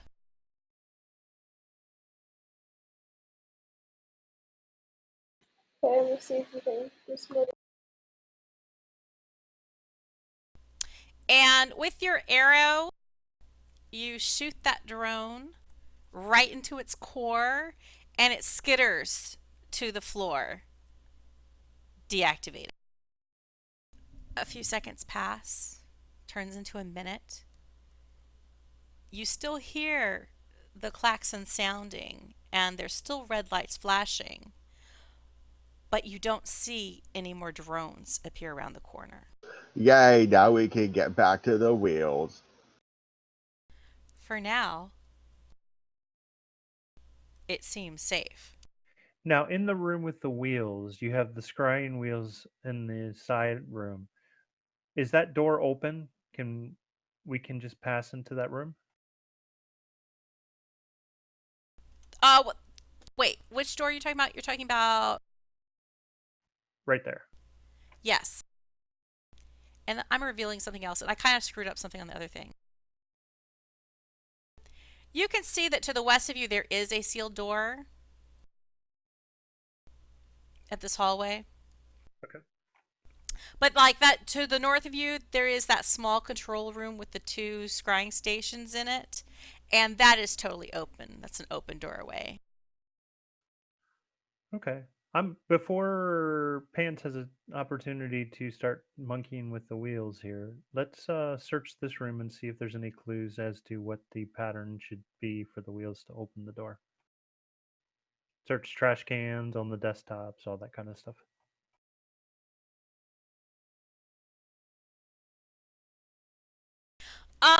They look much like before the other scrying station. You look in the trash, and I don't think you see anything in the trash.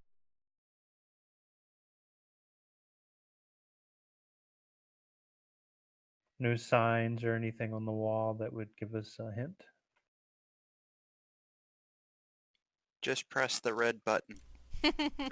Well, in this Red case, button, red you button. don't see a red button on the stations. That is the one significant difference.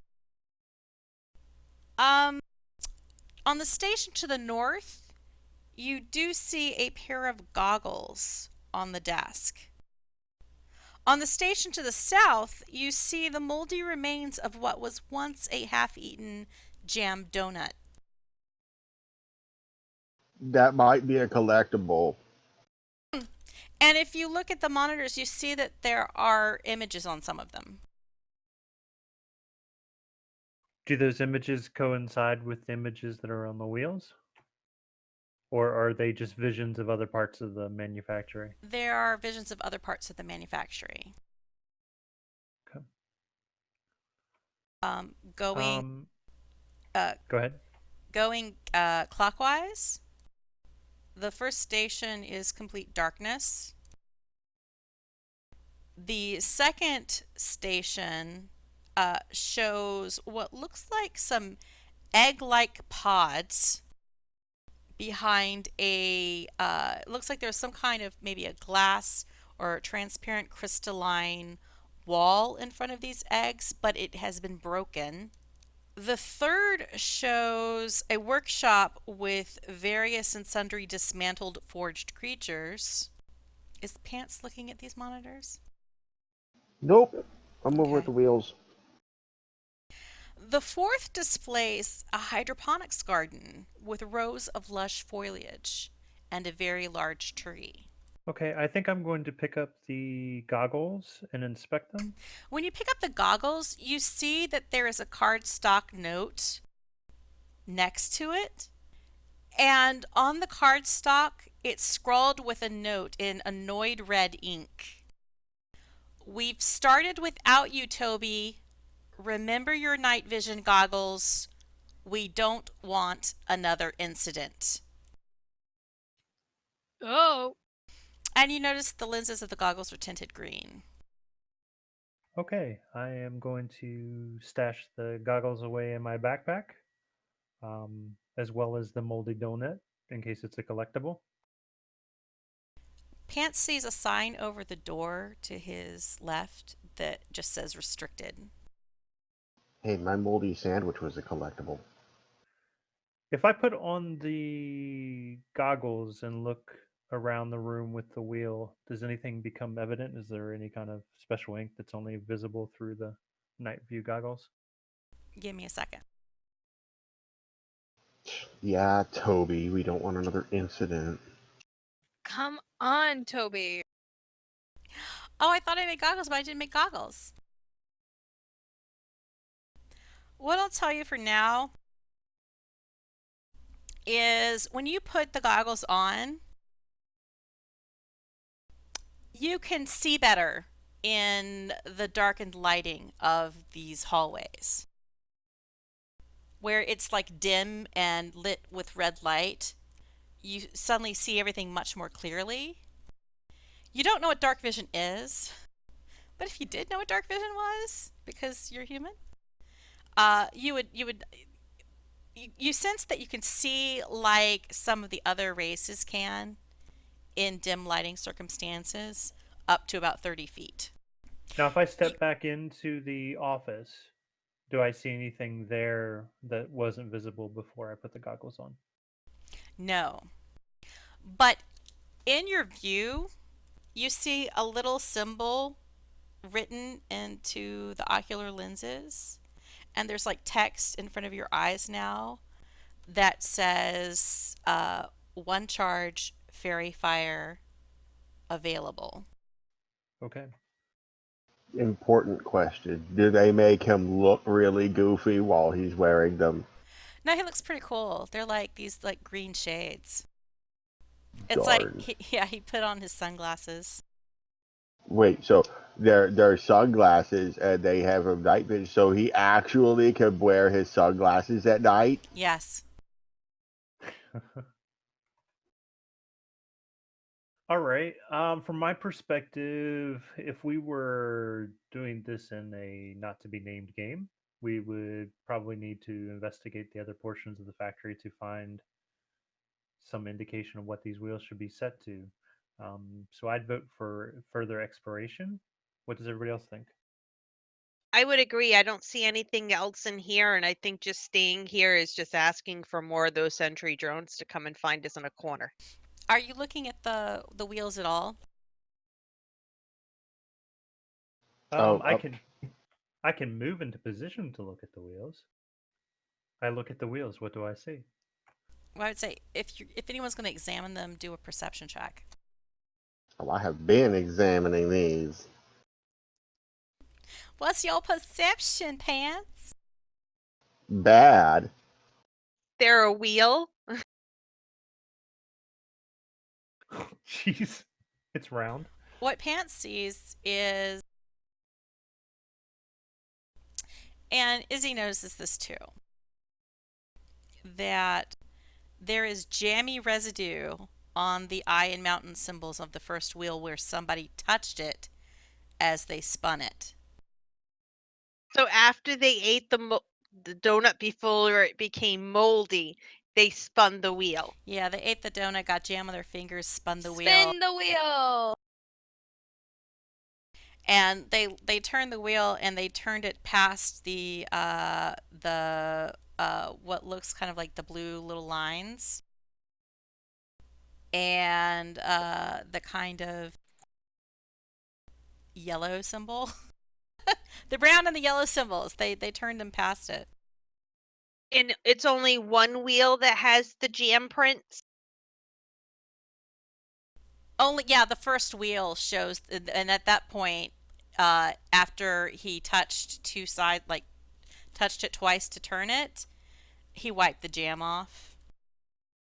Kit Kat, looking at the sides, sees that there's some wiring, and she thinks it might be trapped. Hey, don't touch it. Yeah, Toby. Come on, Toby. Okay, so Pants will begrudgingly leave the wheels and stomp back out towards the hall. Did we try to pull the lever? No. If you would like me to try, I can try doing that with the mage hand. Just wondering if it would open those doors. I would say everyone back up since it sounds like it may be trapped, but I can cast mage hand and try. Okay, is that what you're going to do? Yes. All right. The lever is locked. All right. I guess we're going to begin to investigate. Down the hall we go. All righty. You're headed to the north? The only Yes. other direction to go. Well, there's the south.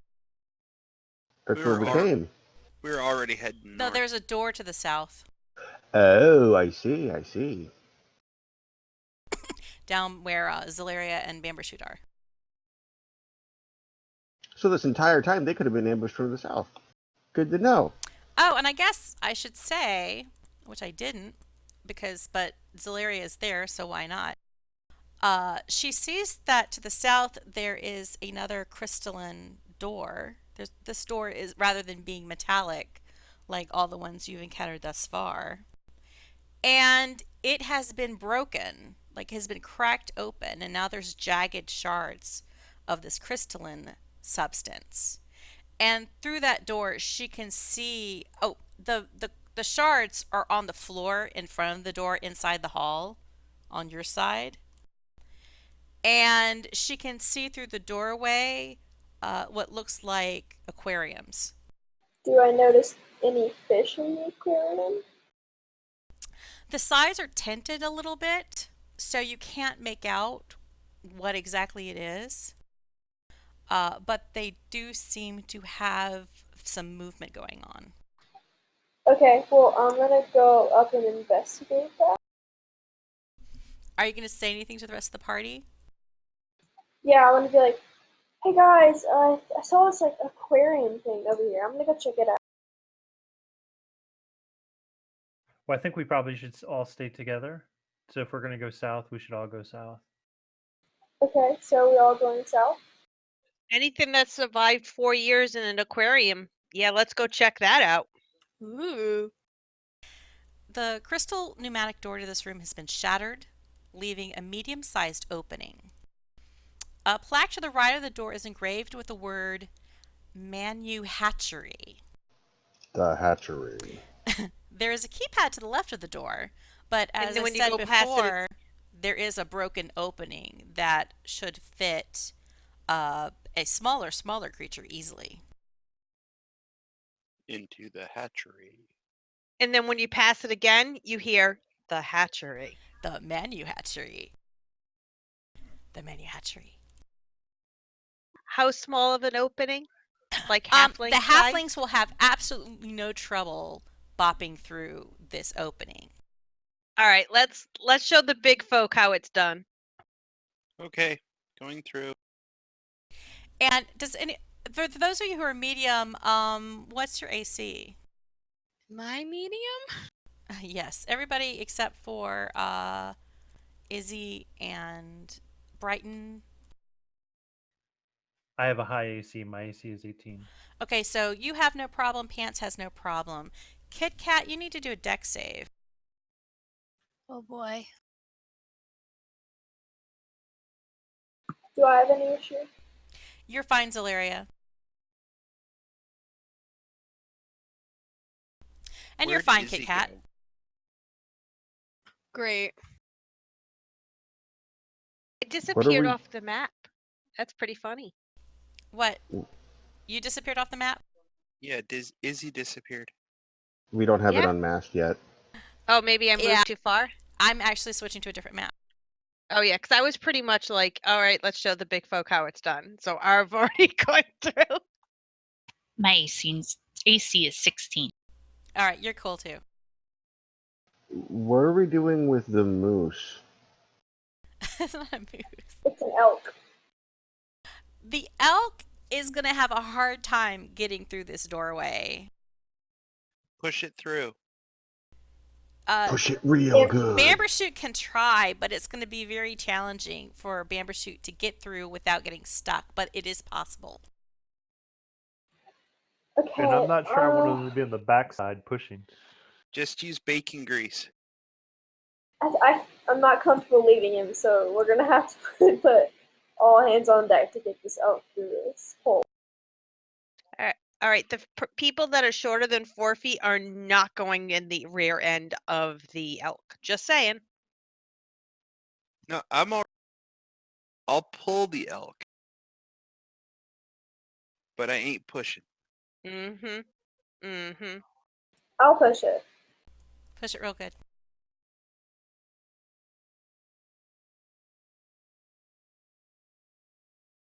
Okay, in the next time. Poor Pant. So have Bambershoot do a dex save with advantage because he's being assisted. I think I am returned. Yay! Alrighty, he makes it through. Yay! That's amazing. So there's a little bobbing and weaving as he kind of has to like bend and dash his like horns, his antlers, so they don't get trapped, and then he has to kind of finesse his body. But he manages to slink in through the opening without getting cut on any of the shards of glass that are left behind. I'm so proud of him. I'm still finagling the map.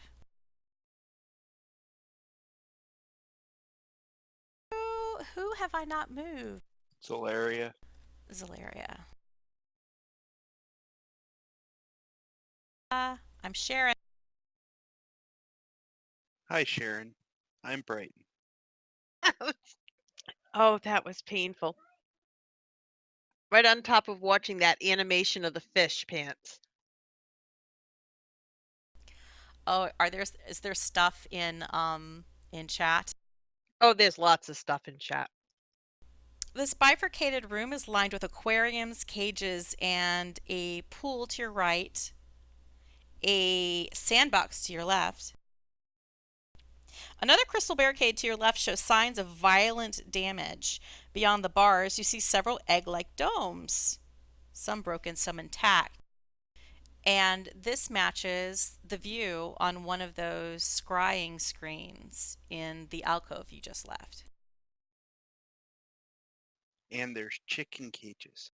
Sitting in those bird cages, you can easily see that it appears House Cannith experimented with all manner of oviparous creatures in this facility. There's cooing, splashing, and chirps. And in one cage, you see a Warforged pigeon. Yes, pigeon forged. Oh my good golly! I sitting need on a one. perch. You definitely don't want droppings from that one landing on you. In the cage next to it, you see an iron eagle-like creature, whether its feathers are made out of metal. When you look over to the pool, you see what looks like a duck. Please tell me it's a duck forged. I want to steal the duck forged. It's an iron mallard.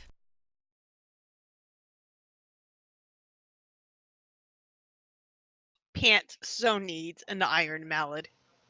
Pants rushes will the adopt iron one. mallard. And by one, I mean 15,000. So You also see an iron snake, or actually, it looks like it'd be made out of a different metal, swimming in the water, and there is a flamingo standing on one leg. I don't think I have a full picture of that. And you said that the iron mallard was in the pool, in the pond. Yes. Pants will rush the pond and attempt to bond with the iron mallard. I'll drag something. You still haven't looked into the. There's a sandbox, and then there's some aquariums. I'm gonna go check out the aquariums while Pants attempts to bond with the iron mallard. And I'm going to gradually move a little icon. I like sand. It's like home. But sand is coarse and abrasive, and it gets everywhere.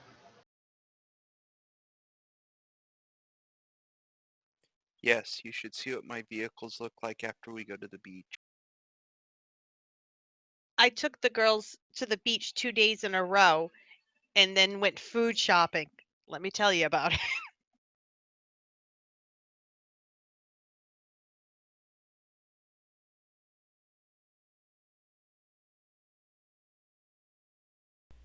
So when you look at this first aquarium, you see a kind of Warforged creature, but it is also an octopus. it's a Warforged octopus!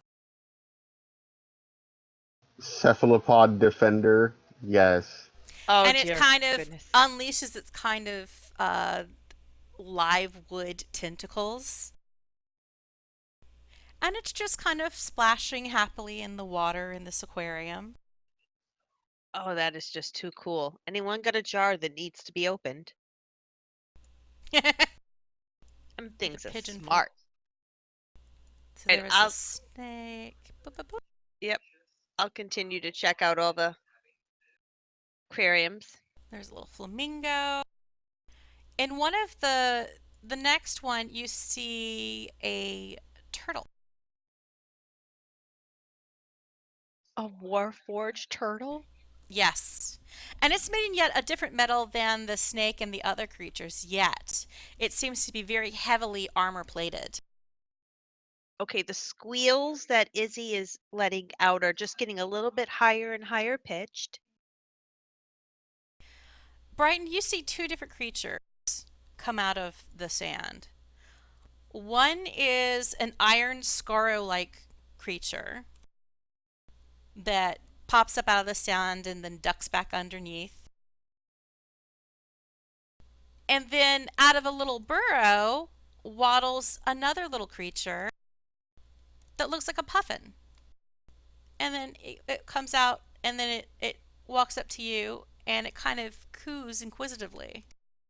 So we're adopting all of them, right?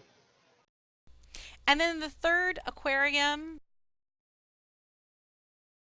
I can agree we are all adopting all of these animals, and we are starting our own Warforged zoo. You see little frog forged creatures, little frogs. Oh my goodness. You can also tell that there is a kind of another crystalline barrier that used to separate this part of the Manuhatchery from the portion where the egg pods are. but that has been broken, and there is like glass on the floor on your side of the room, like something broke out of the egg area. And as you look at the eggs, you can see that there are 3 broken open and 2 are still intact. Never good. I've seen Jurassic Park. I know how this ends. Back to what we were what was previously said, a long time ago before I started dragging all these little make-believe creatures to the map. Pants said he was going to try to make friends with the duck. Yes, I will be bonding with the duck. How are you Or trying to attempting bond to. with this mallard? Pads will sit down or kneel down right in front of the mallard and hold his hands out and wave them towards him and make small cooing noises like come here, yeah, come to Pads. Do an animal handling check. Or, Or- because it's not strictly an animal, this isn't your normal duck. This is a Warforged duck. Does that mean it would use maybe Arcana? You can use Arcana or you could use Persuasion. And because you're Warforged, I'm going to give you advantage. I'm gonna need that. Like you might have some kind of instinctive understanding. I'm gonna use my best of 3 skills, which gives me an amazing +1. Wow. So the duck just kind of lets out this like quack sound, and it tilts its head, and it goes back to splashing in the pool. I got a 6 with advantage, guys. Pants, you also notice this isn't strictly water that's in this pool. As in the aquariums, it's not strictly water in the bottom of those aquariums either. It's a blue liquid. Looks like some kind of alchemical solution. Everybody do Arcana checks. And if you did session 0, you can have advantage.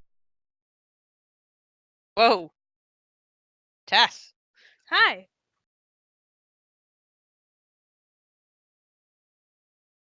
Okay, pretty much everybody except for Izzy knows that this is one of those House Cannith alchemical solutions that they use in the manufacture of Warforged.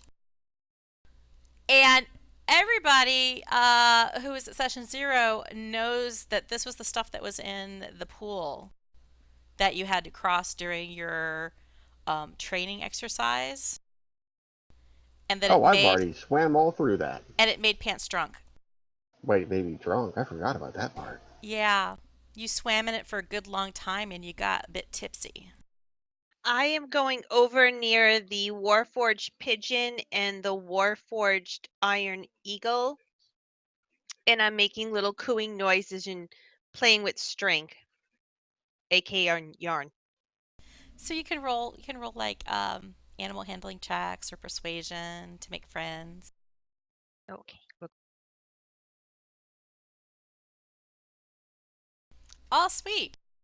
So you dangle your string, and both the Iron Eagle and the Pigeon Forge seem to be quite interested in this, and they kind of they turn their attention to you.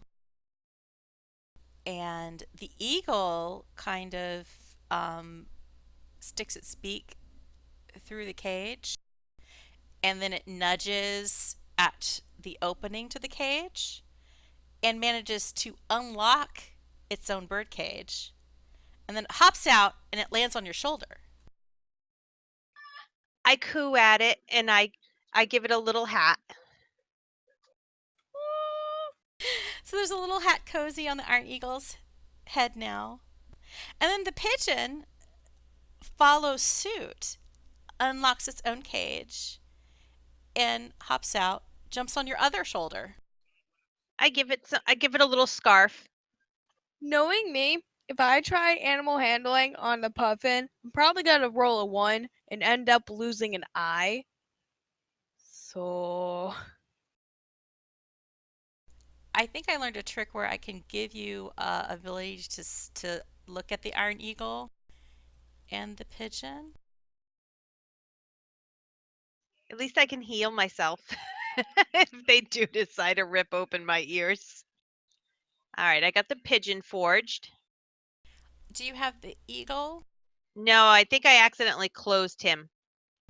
If you click on their icons on the map now, you should be able Yep. to open them again. Yep. And I tell them what good little birdies they are and how handsome and how They pretty they look preen. in their in hats and scarves. They preen. So the birds will follow you if you tell them to follow. They seem to understand what you're saying. Well, I tell them that if they come with me, they'll have little hats and we'll get matching scarves and it'll just be so much fun. The birds seem totally down with this. They're game. Pun intended. Oh, that was good. Now, do you guys want to try anything else to make more friends, or this might be a good time for us to wrap up this session since it's 9:45? Before we wrap up, Brighton would like to investigate these eggs that have mysteriously hatched and things have broken out to see if we can identify what type of eggs these might. Oh, look at him being all serious and stuff, right? No, he just wants a Warforged raptor. Dang. The barrier, there's a larger opening in this crystalline barrier than was even in the entryway, so you would have no trouble going through. There would be no checks for anybody to go through this opening. And if you examine these egg pods more closely, they don't seem like natural eggs by any stretch of the imagination. You look inside the eggs that have cracked open, and you see more of that alchemical solution puddled in the basin. The two unhatched eggs don't seem to be emitting any kind of sounds. Like, it doesn't seem like there's any kind of power running through them. You can do an insight check. Both you and Aleran can tell that those units have malfunctioned. Otherwise, you think they probably would have hatched already, much like the 3 that are empty did. Brighton, you can tell that it seems to be some kind of wiring problem in on the side, and that all you have to do is to complete connecting a circuit and it would restore power to the unit. You're also pretty sure that if you really tried, you might be able to smash one of these open. Mess with electricity or smash open. Mess with electricity. Well, let me go ahead and attempt to restore power first. Okay. Anyone can do a sleight of hand check. Thieves' tools give you advantage. I am way too busy with my pigeon forged and my iron eagle. So you guys need to move yourself over to where Brighton is if you're doing sleights of hand. Now, Checking the wiring from across the room. so like, are you messing with this with one particular egg, or are you working on 2 different ones? I'm working on the one right in front of me. What about Aleran and Kit Kat? 1 sec. I will attempt the one in front of me. And Kit Kat, what about you? I'll try this one. Okay. Both of you roll a d20. Aleran and Kit Kat. All right. So, you managed to restore the circuit, and the egg pods, you hear a little hum of power. They've been restored to active use. What do you mean active use? They're functioning now. So they've been brought back online. The pod in front of Kit Kat slowly opens. A natural. Oh. Natural opening, like you are releasing the hatch on something. It's not cracking open. And when you look inside, you do see there is this raptor-like Warforged figure. Oh my gosh! But it is not conscious. It's not conscious. When you look at it in its head, the head is kind of blank of any kind of sigils or markings, and its eyes have no glow to it. Oh, this is gonna kill Brighton. They're simply black. So when this unit malfunctioned, wanted a raptor. the raptor inside was not able to fully develop and come online. No, Brighton realizes that there are 3 raptors that are loose in the Manufactury that he must now. We're going raptor hunting. Meanwhile, the unit in front of Aleran begins to crack open. Isn't that fun? Wait, so the other one just did like an opening hatch, and this one's actually cracking? Yeah, the other one open hatched. Kind of like an Easter egg. A plastic Easter egg just kind of popped open. It popped open. The one in front of Aleran, though, starts to crack, and you hear sounds of something scratching from the inside.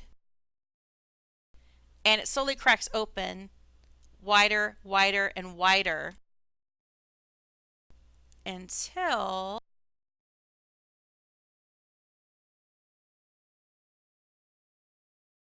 Suspense is killing me. I know, right? a raptor made of metal and live wood leaps out, snarling, Be good, raptor. and it attacks Aleran. Roll initiative. Oh. It go rar. Why is it so angry? Because they happy usually raptor. are. Okay, look what I put in chat, Tessa. Is it just Aleran that needs to roll initiative? Everyone rolls initiative, but Aleran's the one who gets jumped on. The Aleran gets yammed. the raptor's going to try to nom him before anybody else gets a chance. Though so far he's actually first in the initiative. Aleran's got a 6. No, the raptor's first. Oh, the raptor's first. He's in nom nom range. And what the raptor does first, like, I'm like trying all the shapes. Which one? Oh, yeah.